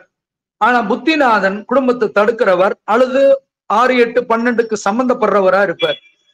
அப்ப திசை கொடு என்றால் புத்தி தடு என்று தடுத்து நிற்கும். அப்ப நம்ம என்ன பண்ணணும், அந்த புத்தி மாற்றங்கள் எப்ப வருகிறது, இல்ல அண்மை காலத்துல அந்த புத்திக்குள்ளே கேள்வி எழுதுனா அப்பதான் அந்தரம் போகணும். தேவை ஏற்பட்டா தான் அந்தரம், தேவை ஏற்படாம அந்தரத்துக்கு போக தேவையில்லை. அப்ப கேள்வி ஜாதகருடைய வாடிக்கையாளருடைய கேள்விக்காகத்தான் நாம இருக்கிறோம். ஜாதகரின் வாடிக்கையாளருடைய எண்ண அலைகளை பிரதிபலிப்பது ஒரு ஜோதிடருடைய கடமை. அந்த எண்ண அலைகளை பிரதிபடுத்துவதற்கும் அவர் வந்த நோக்கத்தை வெளிப்படுத்துவதற்கும் கோச்சாரம் வழிவகை செய்துங்கிறதுல மாற்று கருத்தே இல்லை.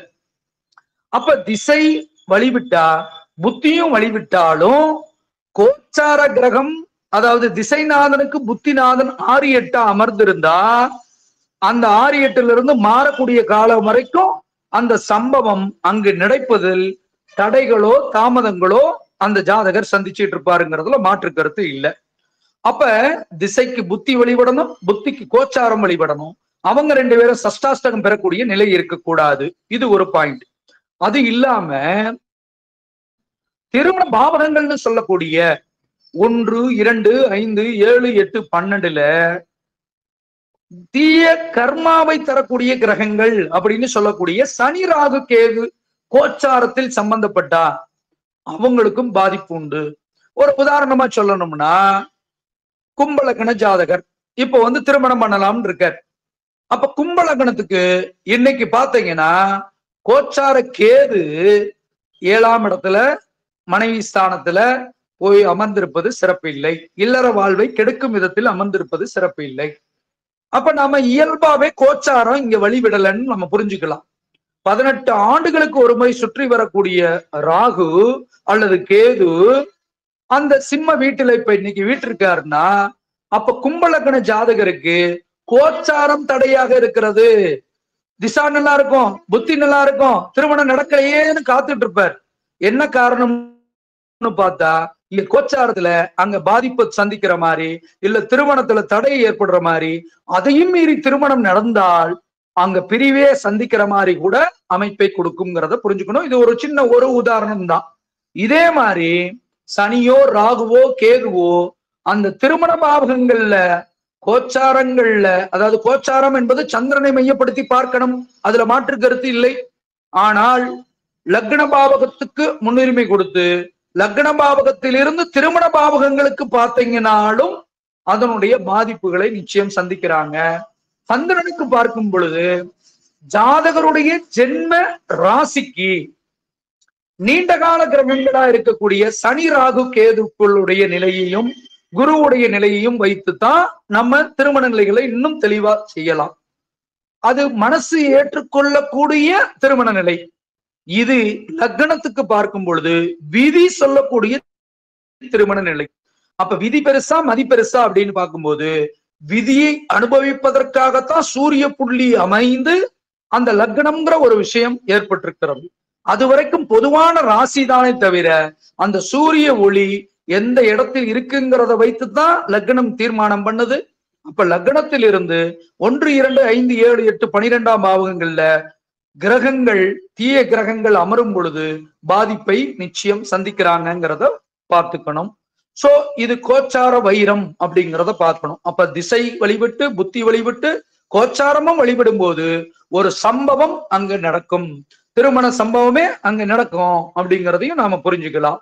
சோ இந்த அடிப்படையில பார்க்கும் பொழுது திருமண பொருத்தம் பொதுவா தச விதத்துல 10 விதமான நிலைகள்ல பார்க்கப்படுகிறது அப்படிங்கிற நிலை இருந்தாலும், இன்றைக்கு அடியனுக்கு தெரிந்த வரைக்கும், அடியனுடைய அறிவுக்கு எட்டிய வரை ஒரு 10 விதமான பாயிண்ட்ல இன்னைக்கு திருமண பொருத்தம் தொடர்பாக விவாதம் பண்ணியிருக்கோம் அப்படிங்கறத சொல்லிக்க கடமைப்படுறேன். இதை நீங்க பிரதியிட்டு பாருங்க, உங்களுடைய சூழல்களையும் பிரதியிட்டு பாருங்க. நல்ல வாழ்ந்த திருமண ஜாதகங்கள் கிட்டத்தட்ட 35 ஆண்டுகளுக்கு மேல் திருமண வாழ்க்கையை அனுபவிச்சுட்டு இருக்க ஜாதகங்கள், திருமணமாகி 1 மாதத்திலேயோ 1 நாள்லயோ உடனடியாக பிரிவை சந்திச்ச ஜாதகங்கள், வாழ்நாள் முழுவதும் திருமண விஷயத்துல பாதிப்பை சந்திச்சுக்கிட்டு இருக்கிறவங்க, இந்த மாதிரி ஜாதகங்களை ஆய்வு பண்ணி பார்த்தீங்கன்னா இதுல இருக்கிற உண்மைகள் புலப்படும். இப்ப அடியனை பொறுத்தளவிற்கு பாத்தீங்கன்னா முழுக்க முழுக்க அடியனுடைய அனுபவ கருத்தை மட்டும்தான் இங்க பதிவிடுறேன். அடியனை பொறுத்தளவிற்கு ஸ்ரீகரி ஜோதிட வித்யாலயத்தை தவிர வேறு எந்த ஒரு இடத்துலயும் போய் திருமண பொருத்தம்னு படிக்கல, திருமண பொருத்தத்திற்காக போகல. நமது நிறுவனம் கற்றுக் கொடுத்த அடிப்படையான விஷயங்களை மனசுல உள்வாங்கிக்கிட்டு அதுல இருந்து சில விவரங்களை தன்னெழுச்சியாக என் அனுபவத்துக்கு வர்ற விஷயங்கள் எல்லாம் பொருத்தி பார்த்து அந்த அனுபவ அறிவை இங்கு மேம்படுத்துறதுனாலதான் எனக்கான விஷயங்கள் நான் ஃபாலோ பண்ற விஷயங்கள்னு சொல்லி ஒரு 10 தலைப்பின் கீழே திருமண பொருத்தம்ங்கிற தலைப்புல இன்னைக்கு வாய்ப்பு கொடுத்த நிறுவனர் ஐயா மூலமாக இங்கு வெளிப்படுத்தி இருக்கேன் அப்படிங்கிறத சொல்ல கடமைப்படுறேன். ஆனா திருமண பொருத்தம்ங்கிறது நிச்சயம் 20 வகுப்பாவது அவசியம் தேவைப்படும்.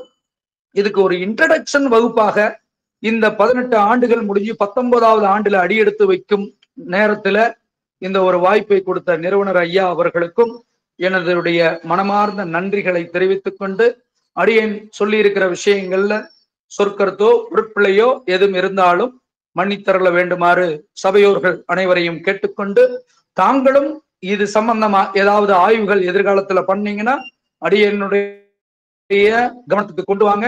என்னால முடிஞ்ச அளவுக்கு என்னோட அனுபவ கருத்தை கொடுக்கிறேன், நீங்களும் அனுபவ கருத்தை அடியன்ட்ட ஷேர் பண்ணுங்க. எதையுமே ஏற்றுக்கொள்ளக்கூடிய பக்குவம் அடியனுக்கு என்றென்றும் உண்டு என்பதையும் கூறிக்கொண்டு, இந்த திருமண பொருத்த வகுப்பிற்கு மீண்டும் ஒரு முறை வாய்ப்பு கொடுத்த நிறுவனர் ஐயா அவர்களுக்கு நன்றி பாராட்டி, அனைத்து வித்யாபதிகளுக்கும் வித்யாசாகர்களுக்கும் அலுவலக உறுப்பினர்களுக்கும் பேரவை உறுப்பினர்களுக்கும் நன்றி பாராட்டி விடைபெறுகிறேன். நன்றி, வணக்கம்.